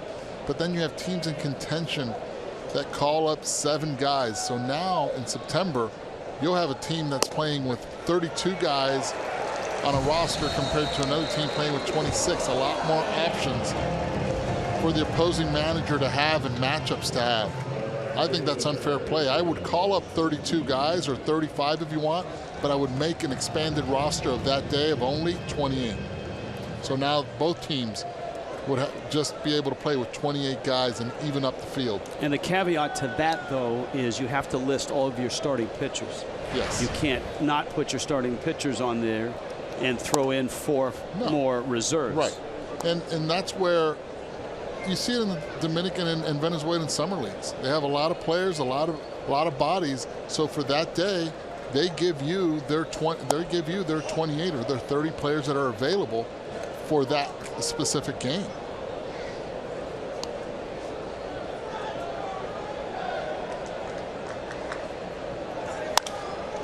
Ichiro pops it up. And Cozart in shallow left makes the catch. And DeSclafani showing no ill effects of that ankle.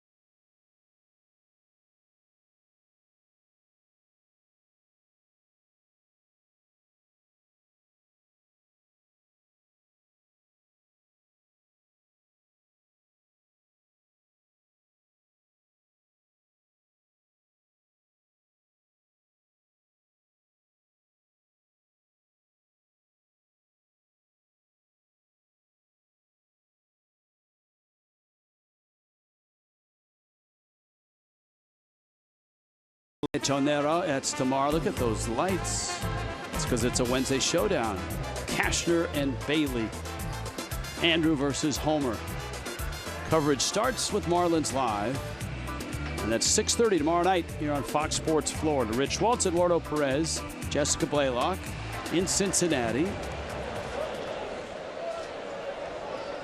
The power stacks in right center. Did you ever light the power stacks up, Eduardo Perez? No, I did not. I did not get to play here in this ballpark as a Cincinnati Red. Played in old Riverfront / Synergy Field.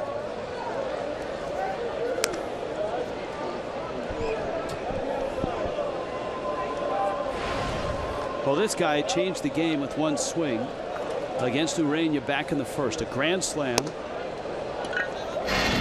367 feet. Throwing a slider up in the zone for a ball. Had to come in with the fastball, bases loaded, and Barnhart is just locked in. This time walks on 4 pitches. 92 pitches for Urania on the night.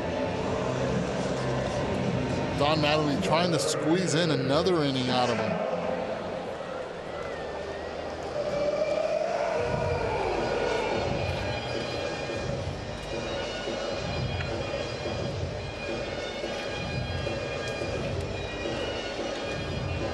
Tyler Holt now.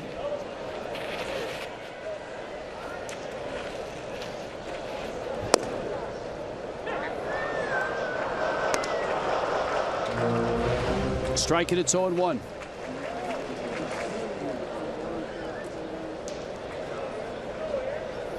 Marlins bullpen had Hunter Cervenka up a couple times.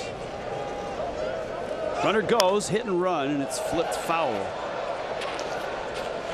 And I believe Brian Ellington is up, and there he is. And the reason Brian Price decided to go with a hit and run, the number 8 hitter, is he has a pinch hitter on deck. That would be the last we've seen from DeSclafani. Probably icing up his ankle as we speak, but trying to get runners in action. And tough as a hitter, you're 0-1, ask for a hit and run. Now you're in the hole 0-2.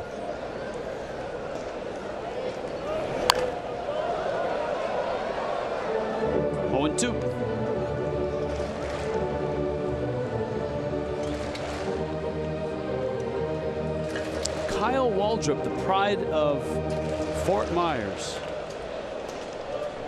on deck.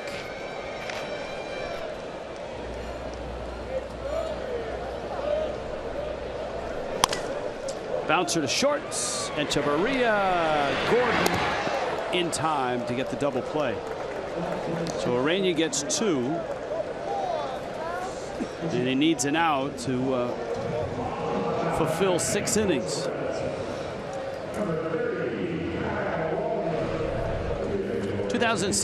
2017 season ticket deposits guarantee you access to the 2017 All-Star Game in Miami. It's your chance to secure seats for a once-in-a-generation event. Deposits start at just $250. 1-877 Marlins. Go to marlins.com/season tickets. Waldrop pops it up. Prado makes the catch. And 6 innings for Urania, but Miami trails 5-2.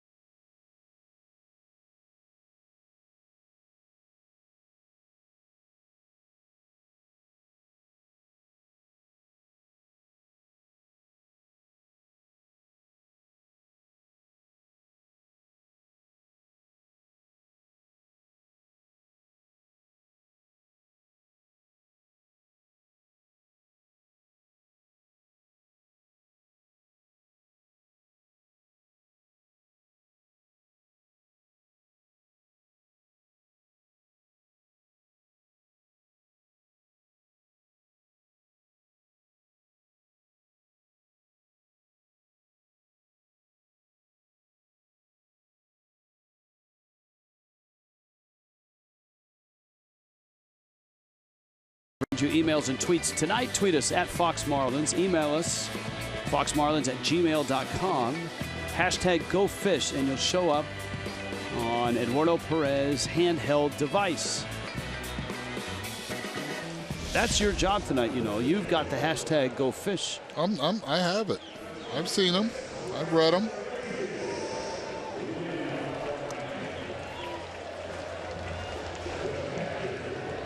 So it looks like the end for Urania.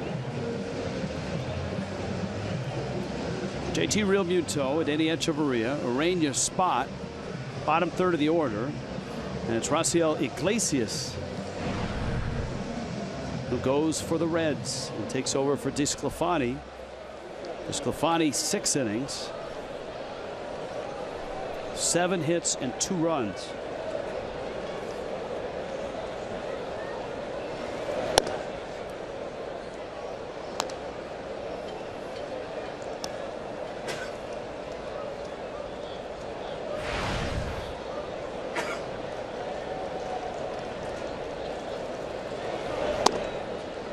A slider that backs up, and it's 2-0. Iglesias signed to a 7-year contract back in 2014 through the 2020 season.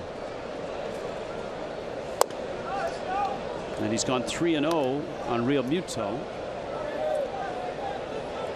Cuban lives in Sunrise in the offseason.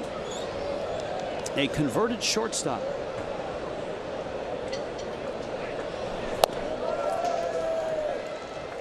And 4 balls and a leadoff walk.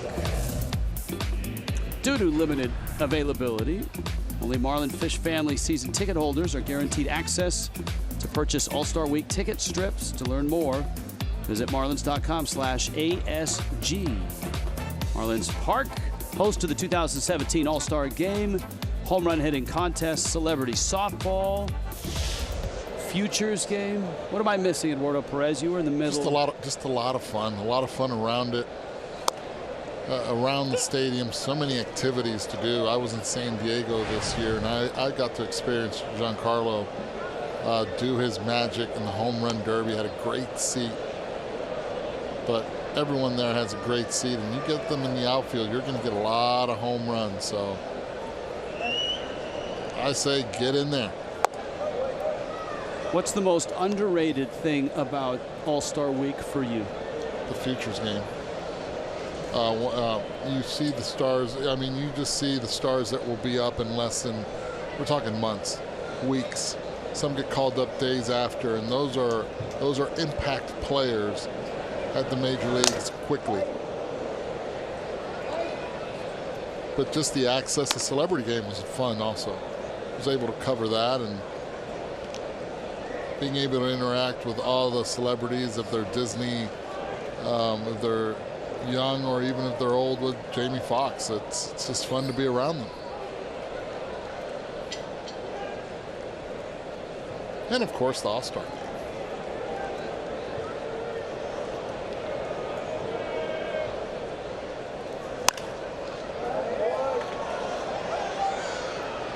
And the coolest part, you get to see the city come alive. It's packed.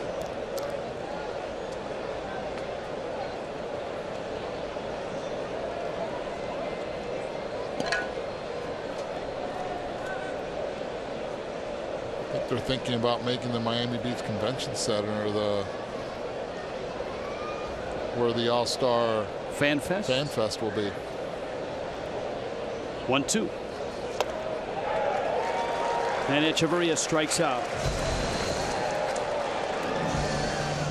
The Marlins had Chris Johnson on deck, and it was an either-or. If Echeverria had reached, Johnson would have hit. Instead, it's Robert Andino who pops out, and Andino comes to the plate. The Marlins going with 4 right-handed hitters on the bench: Andino, Mathis, Johnson, and Rojas. Down by 3, they're saving Johnson. If the 2 runners would have been on, it would have been CJ up at the plate. Pitch penny brings you Robert Andino back to the big leagues for the first time since 2013. Andino getting the start on Sunday. Was 1 for 3 with a line drive out.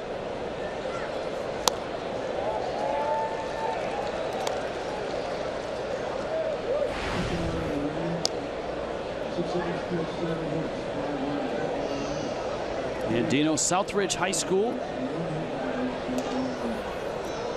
Miami guy, independent ball last year, trying to make it back to the big leagues. And Iglesias, when he drops down, has a nasty break. It's one of the things he features. He's able to control the baseball both from the top and from the side. Aspirations of being the closer, the future closer. He's going to have to show the Cincinnati Reds that he's able to bounce back on back-to-back days. And Andino strikes out.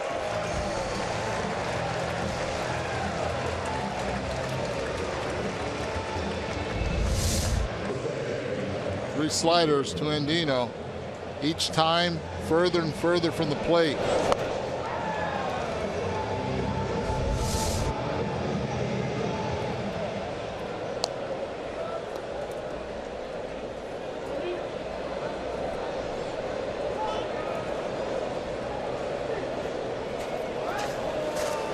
So it's Gordon who has 2 hits. And Iglesias gets a strike.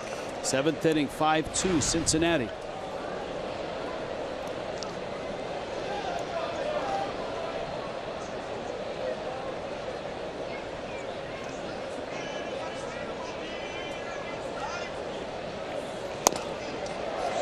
.96 with a fastball. It's a good live arm. The Reds signed Iglesias. They had to put him on a program to strengthen his shoulder. Very tight. So they put him on that strengthening program and they took their time getting him ready. Wow. 96 again, and Iglesias dazzles in the 7th.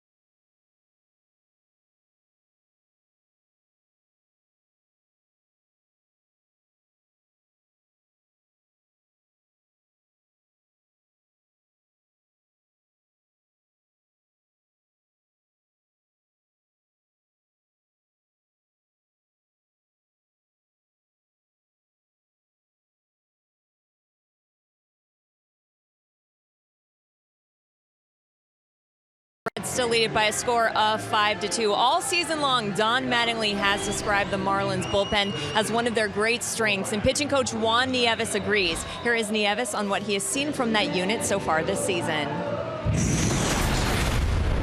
One of the biggest things I'm mostly impressed is the fact how resilient they are. They've been able to take the baton and do their job and pass it on to the next guy, and it's really impressive. It's been very impressive how consistent they have been with their work, with the preparation, and it's kudos to them. They've done a great job. And guys, just a couple of quick stats on the Marlins bullpen. They average 7th in Major League Baseball as far as average strikeouts per 9 innings, 4th in the MLB as far as home runs allowed. All right, Jess, thank you. And into that bullpen go the Fish. 6 innings from Urena. 5 runs, 7 hits. And here is Ellington. And he enters top of the order. Eli has this tweet. Eduardo Phelps gets taken out in the 6th with 1 out. Pitching a gem. Urena stays in after 5 runs in the 1st. And he goes 6 with a similar pitch count. What's the thought process? Well, Urena has built up to go longer. He's been starting at the minor league level, so he has gone this distance before. That's 1. 2 comes down to just the game itself. They allowed 5. He allowed 5 in the 1st inning. After that, he threw up 5 innings and goose eggs. So that's why you allow him to go that far. That went under the glove of Gordon, and Renda has a base hit. And I think you hit on the first point, and that is Phelps, 50 appearances out of the bullpen in short relief, just his 3rd start. Right. And a very close watch on him as the Marlins had stretched him out from a long relief appearance into the starts. And the other situation is this. Yesterday, having all those guys throw, and they've been used a lot, you need to keep your bullpen fresh. And you cannot go and overextend all those guys in the pen. You saw the numbers from David Phelps yesterday. 90 pitches, he'll be built up even longer his next outing. Got a concerned dad and coach, a concerned dad and coach, with an urgent email to you, Eduardo Perez, who's managed in winter ball. He's been a bench coach in the major leagues, a hitting coach in the major leagues, player in the major leagues, college player, an all-around good guy. Here is the question for you.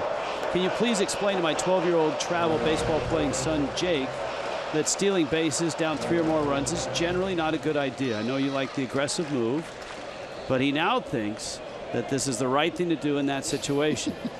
And he's talking about D. Gordon. Right. When Gordon swiped a bag. Now maybe, and this is just a hunch on my part, maybe your opinion, I guess, centers on the fact that D. Gordon might be better at stealing bases than Jake.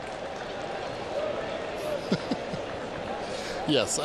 Listen, D. Gordon's on the field for many things, and one of them is for his speed, for his stolen base capabilities. And yes, he was caught stealing, but that's the game that the Marlins play when D's on base.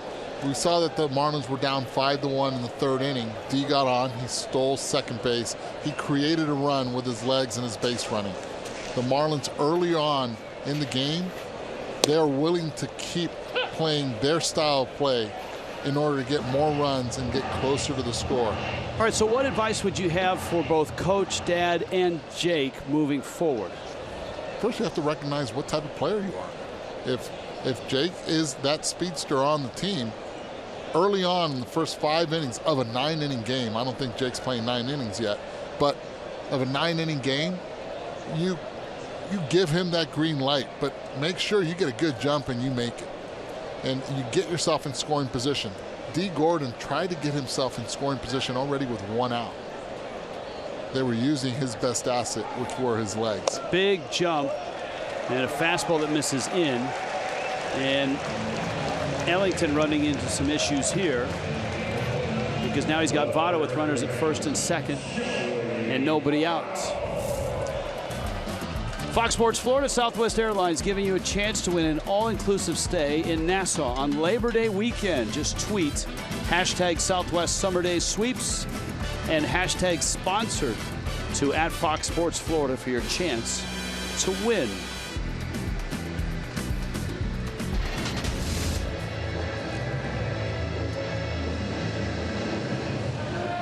By the way, Dad and Coach, thanks for the email.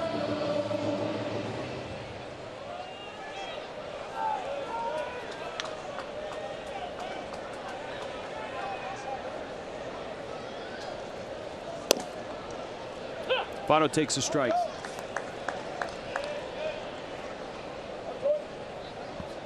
Votto has singled, struck out, fly down.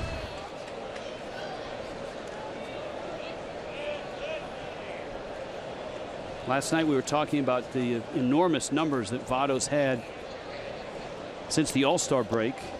That one squirts away. Real Muto's got it, fires to third, and safely into third is the lead runner, Renda. Cozart still at first base. That's bad base running on the part of Cozart at first base. You have to be aware of what's going on. Watch him take the secondary. First baseman's not even holding you on.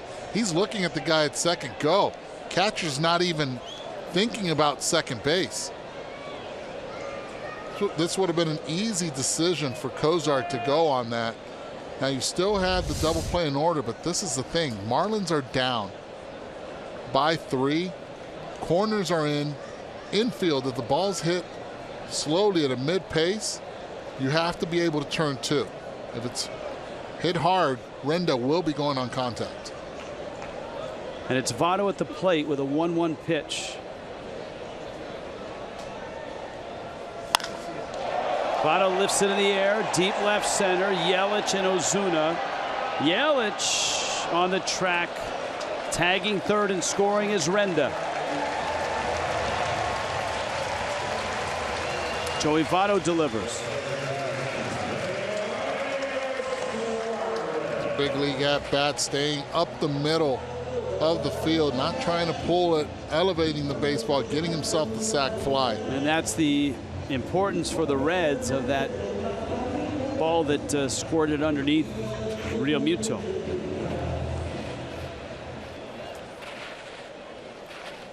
Suarez now struck out twice and singled.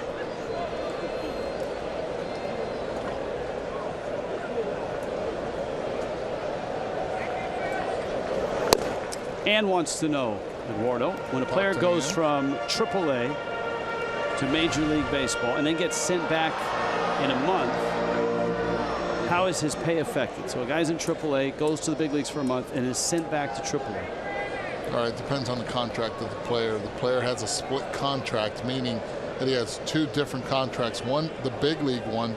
If it's a split contract, most likely close to the minimum, if not the minimum, Major League salary prorated for that pay time, and then you get your minor league salary also. Now, if you were not on the roster, not on the 40-man roster for less than 2 years, if you were less than 2 years on the 40-man roster, the salary is different. It drops immensely. Once you're added to the roster, once you get sent back down, it's a different salary than you were getting the first time. Some guys, example, Yasiel Puig's in the minor leagues. He's getting paid the same amount that he was making in LA. He's making that right now in Oklahoma City. Is that why he's enjoying himself so much? Oh, he's having a good time. He's having a good time. And he doesn't have to pay California taxes. Take that. How about that? I don't see that ending well.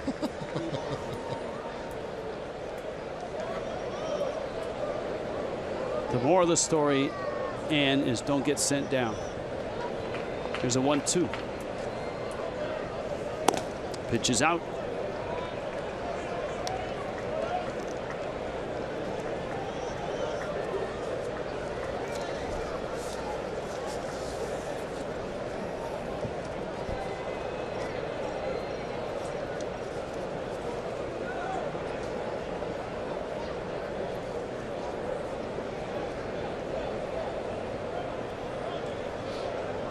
Two.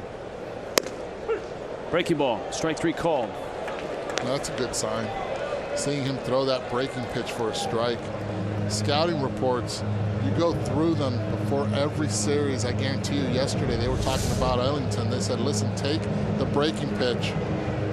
Suarez, that's a 3rd strikeout looking on the night. Struck out twice on fastballs.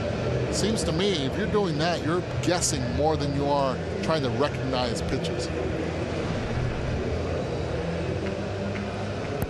West Kendall Toyota called to the pen, 6-2 Cincinnati.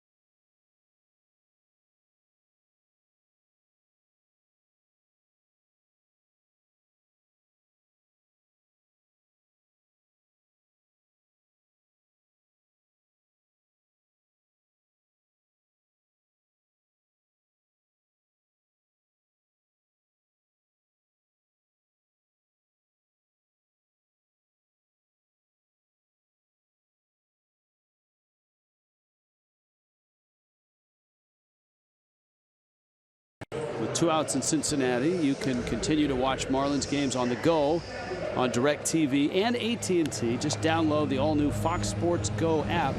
Take Fox Sports Florida and Marlins baseball with you wherever you go.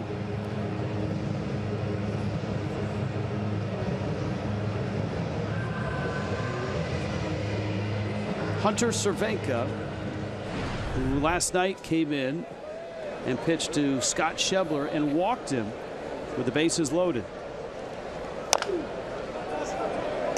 And tonight, one pitch, comebacker, and he gets the job done. Funny how that works. Much better. All right. When we get back, we'll hear from our Fox Sports Florida studio at 6-2 Cincinnati.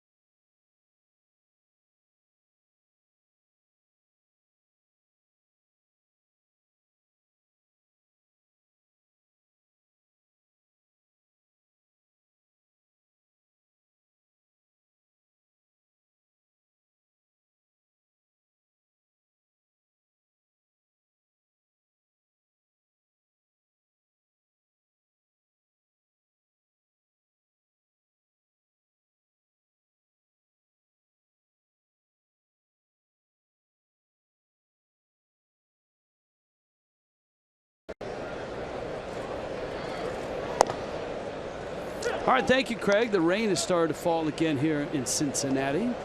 Raisel Iglesias into his second inning in relief. Martin Prado, Christian Yelich, Marcell Ozuna, and an 0-1 pitch coming to Prado. Little tapper. Barnhart captures it in fair territory and gets the out. Prado on a 2-for-4 night. It seems odd that Chase Utley hasn't been back to Philly as a visiting player. I know injuries and all of that, but first time with the Dodgers in Philly. He gave it all he had also in Philadelphia those years. Rightfully so, he gets that curtain call. Yelich takes a changeup for a strike. As tough as those fans are. Whew. Craig, you're right.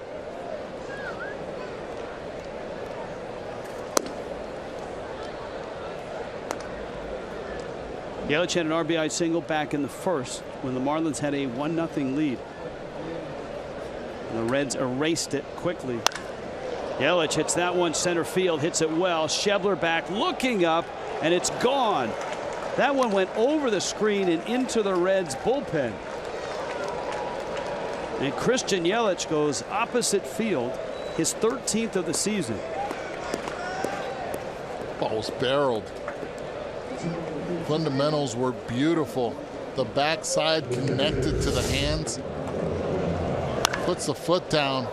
Just stays behind it, and Iglesias knew it as soon as he hit it. Just looks down.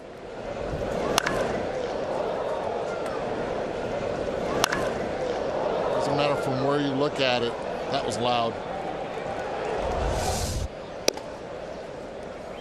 Now Ozuna, 6-3 here in the 8th.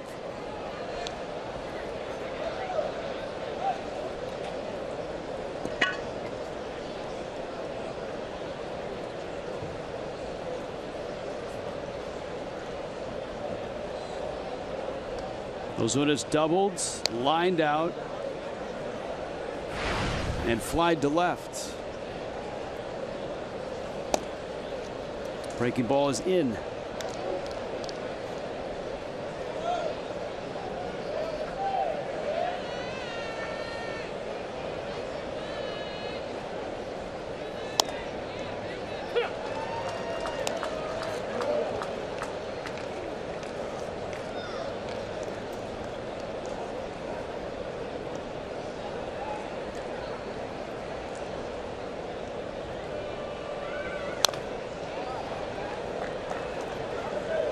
See, that's a pitch you can throw for a strike. Marcel looking fastball. Barnhart asked for the changeup. Was able to get it. See that sink, see where it ends up. The inside part of the strike zone.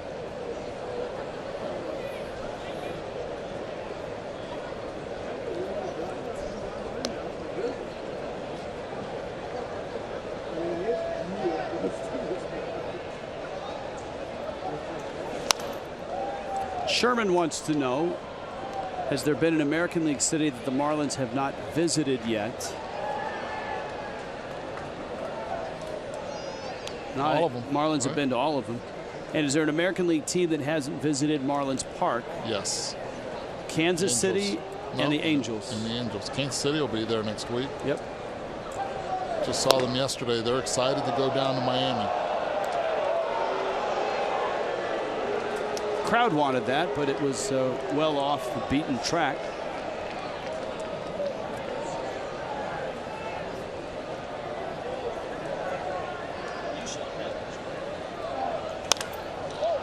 And to the bat and a pop-up.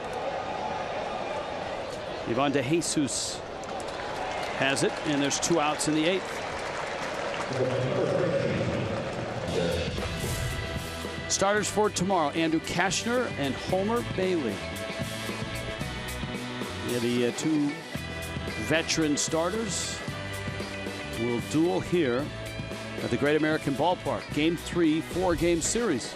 2 career no-hitters for Homer Bailey, right?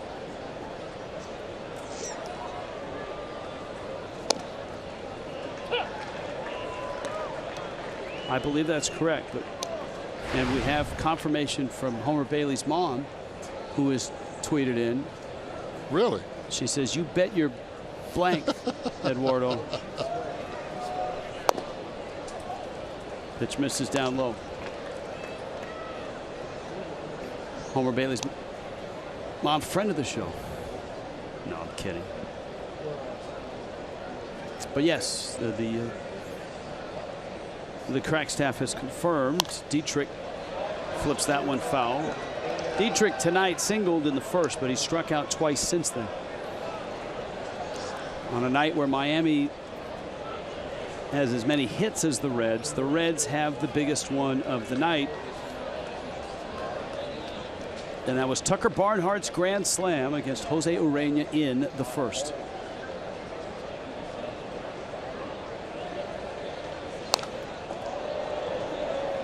A lot of breaking pitches in and down on Dietrich.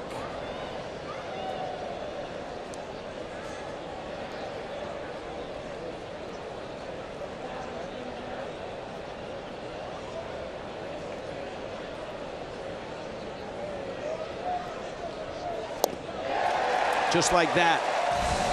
And that's been a blind spot for Dietrich tonight. Iglesias gets the strikeout. Christian Yelich makes it 6-3 Cincinnati.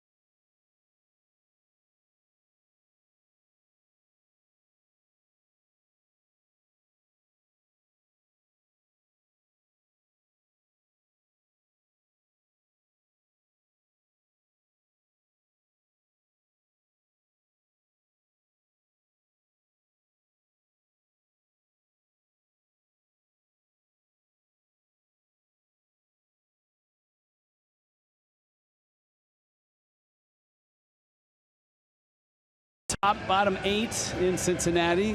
Little drizzle going on. MLB.TV Premium, even in the rain. It's still the #1 live streaming sports service available. Every out-of-market game is in high definition on over 400 supported devices and includes a free subscription to @Bat Premium, the #1 app for live baseball. I don't think he's on MLB.TV at that point, but maybe he will resume. Hunter Cervenka stays out there. He's got Ivan DeJesus. And a breaking ball misses in. Tucker Barnhart and Tyler Holt. Emails and tweets tonight. A good cross-section of them. From Jake, the base-stealing 12-year-old. To, what was it, Stu Meister? Yeah, Stu Meister. I think that was the best one. We got him early, too, in the 2nd inning. All right, here's Larry. Be nice, Larry. Larry, I think a little bit grumpy maybe, but still friend of the show. With regards to Fernandez and keeping him available for October.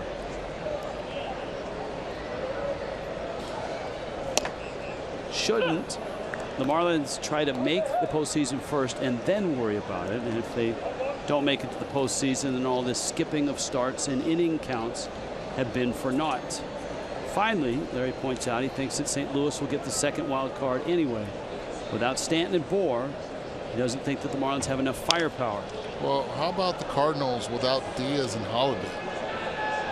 They've had injuries also. Walker's on the DL. Seth Manis just went on the DL today. They've had their issues also with injuries. I think the team to watch also is the Pittsburgh Pirates, and we're headed there. Amen, brother. Amen. I would put the Pirates as the scariest team that the Marlins are competing with for that 2nd wild card right now. But go to the heart of the matter and the initial question from our friend Larry. Do you think all the skipping of starts and inning counts will be for naught if the Marlins don't make the postseason in regards to Jose? No, because of the injury that he had and the surgery that he had, you still need to limit his innings. And as much as, yes, the postseason matters in October, I think he still would have been skipped even if the team was in 4th or 3rd place. This is a situation where you need to protect Jose from himself, and you need to be able to have him as long as you can healthy. And right now they're monitoring the innings, and they've done this in spring training. And if you do the math, if you don't skip the starts and spread him out like the Marlins have done, he would be shut down first week in September, and you wouldn't have him for almost the entire month of September. This is where guys have to step up. A team consists not just of 25 active guys. You see so many guys come in and out already. We've seen 12 starters, tied for 2nd most in Major League Baseball. I mean, a lot of guys to step up and not just meet expectations, but exceed expectations. Easier said than done. But you always have that guy that comes out of nowhere and dazzles down the stretch. Larry wants to know, Eduardo, how much can you bench press? I haven't bench pressed in years. I think if you don't do it right, especially if you're a Major League Baseball player, bench pressing is irrelevant. Work on your forearms, on your shoulder exercises, work on your flexibility. Did a lot of bench pressing when I was at Florida State. I ended up having a lot of shoulder issues back in the college days. Barnhart, the switch hitter, strikes out. All right, if you were advising our base-stealing 12-year-olds, is Jake, right? Yes. If you were advising Jake in a say he's 13, 14, and he wants to get into a little bit of strength training, what would you advise him to do in terms of baseball weight training? I wouldn't use weights. I would use a lot of bands, I would use a lot of resistance training, a lot of plyometrics. Work on stretching a lot. I think that's the most important part. If I were Jake, I would work on my bat flips. After the plyometrics, Jake, work on your bat flips. No, Jake, no. And pop a chain. Oh, pop the chain. Okay, see where you're going, Domingo Ayala.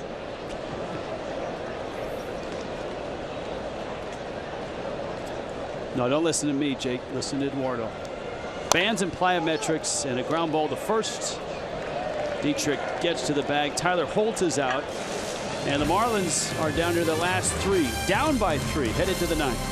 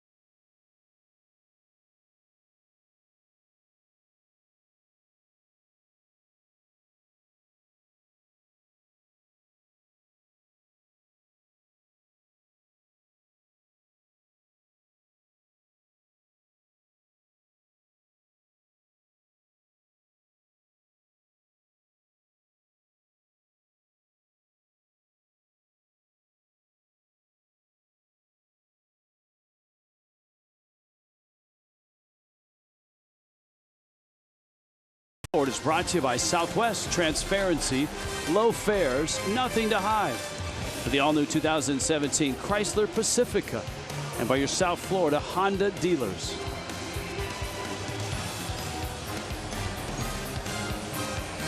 The riverboat, which is parked out in center field. Small crowd here, rough weather in Cincinnati. GMC. Big matchup. Tony Cingrani, a converted starter into the back end of the Reds bullpen, and with no Aroldis Chapman, Cingrani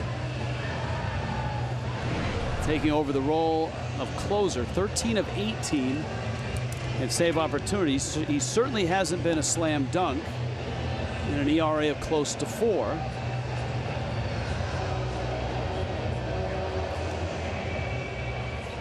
Ichiro, Realmuto, and Echeverria. You're a hitter, you're thinking fastball the entire time. Does not throw a lot of off-speed pitches. Throws up in the zone. That's where success is. Right there. Upper third of the strike zone.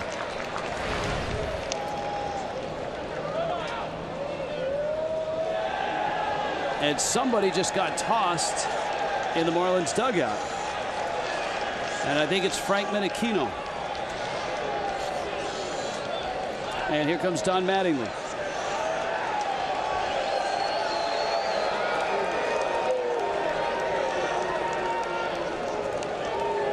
That's DJ Rayburn, the home plate umpire.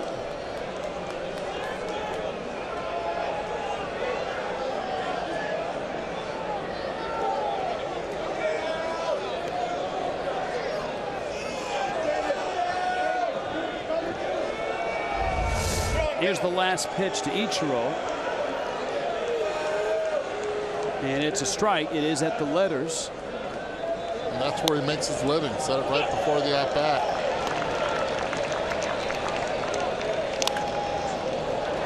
Ichiro down the right field line. And around first, it's fumbled in the corner. Ichiro's not stopping on his way to third. And he's in there. either a double with an error or a triple, and it's ruled a triple. Yeah, Holt went sliding for it. Over there in right field. Ball ends up going past him.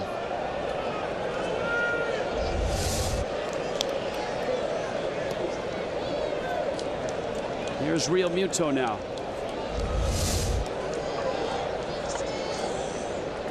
Fastball again up in the zone.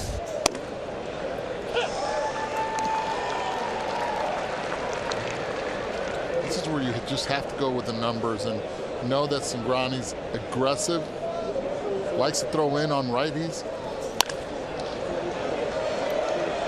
He's the type of guy you get out, you go back to the dugout. What's he got? That's what they'll ask you. You're like, hey, he's just sneaky hard. Commit to one location. That's up. Ichiro at third. Miami's down 3 though. Cingrani to Real Muto. Soft line drive, and it's caught by Cozart. And Cingrani has an out. You probably have Chris Johnson as a pinch hitter next, and the Marlins obviously would love to get him to the plate as the tying run. And that would be a really good matchup. CJ, good high fastball hitter.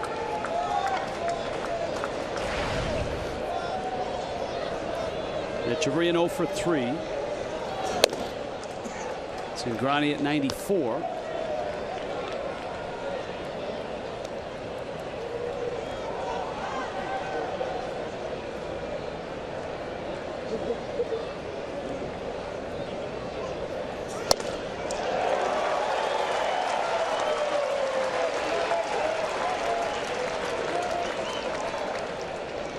Ball and a strike. Echeverria 3 home runs.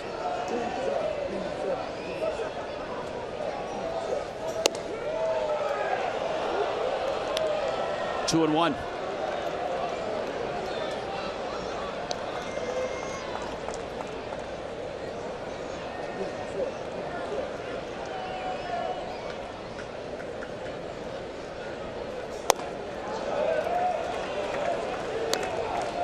Count 3-1. Looks like changeups compared to when Chapman was pitching here in Cincinnati. Throwing 102, 103 miles per hour. Still good cheese. Tying run on deck. And a 3-1 is down low, and Echeverria walks. And so Johnson does come up as the tying run here in the 9th.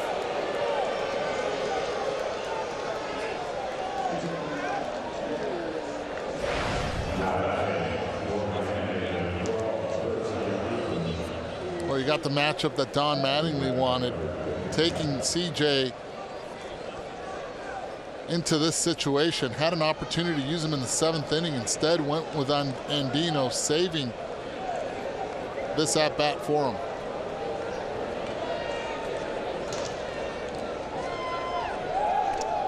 And Cingrani goes over to first. And Echeverria doesn't budge.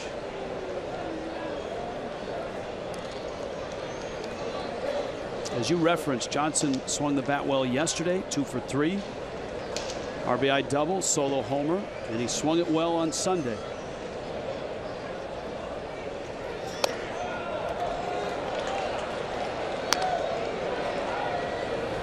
Jumbo Diaz in the Reds bullpen, and he's trying to get loose in a hurry. Barnhart should have taken an opportunity to go visit him after that 1-0 pitch.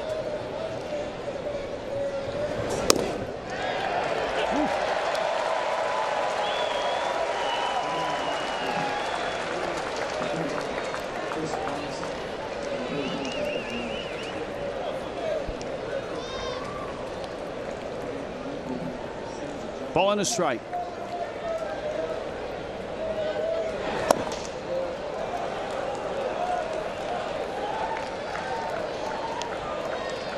This is the pitch right now. He has to be locked in. Look middle. See it high, let it fly. That's what they're yelling at him from the dugout.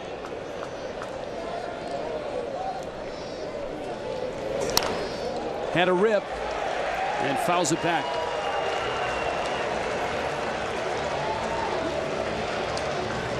Cingrani really hasn't been able to throw his secondary pitch for a strike. He doesn't. You don't see much of it, and if he does, hats off. Right now, I'm looking up in the zone, fastball. You cannot get beat with it. You have to trust the advanced scouting report that the Marlins have provided for you. 2-2.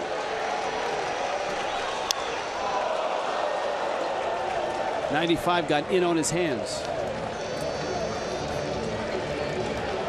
Rain is falling. Full moon also. Trying to creep in with all the clouds. Just peeking in. Just. Echeverry at first, Ichiro at third. Miami down 3 with 1 out in the 9th. 2-2. Johnson, sharp ground ball. Out there, and the Reds win it. Cingrani gets the double play. Suarez to DeJesus to Votto. And this series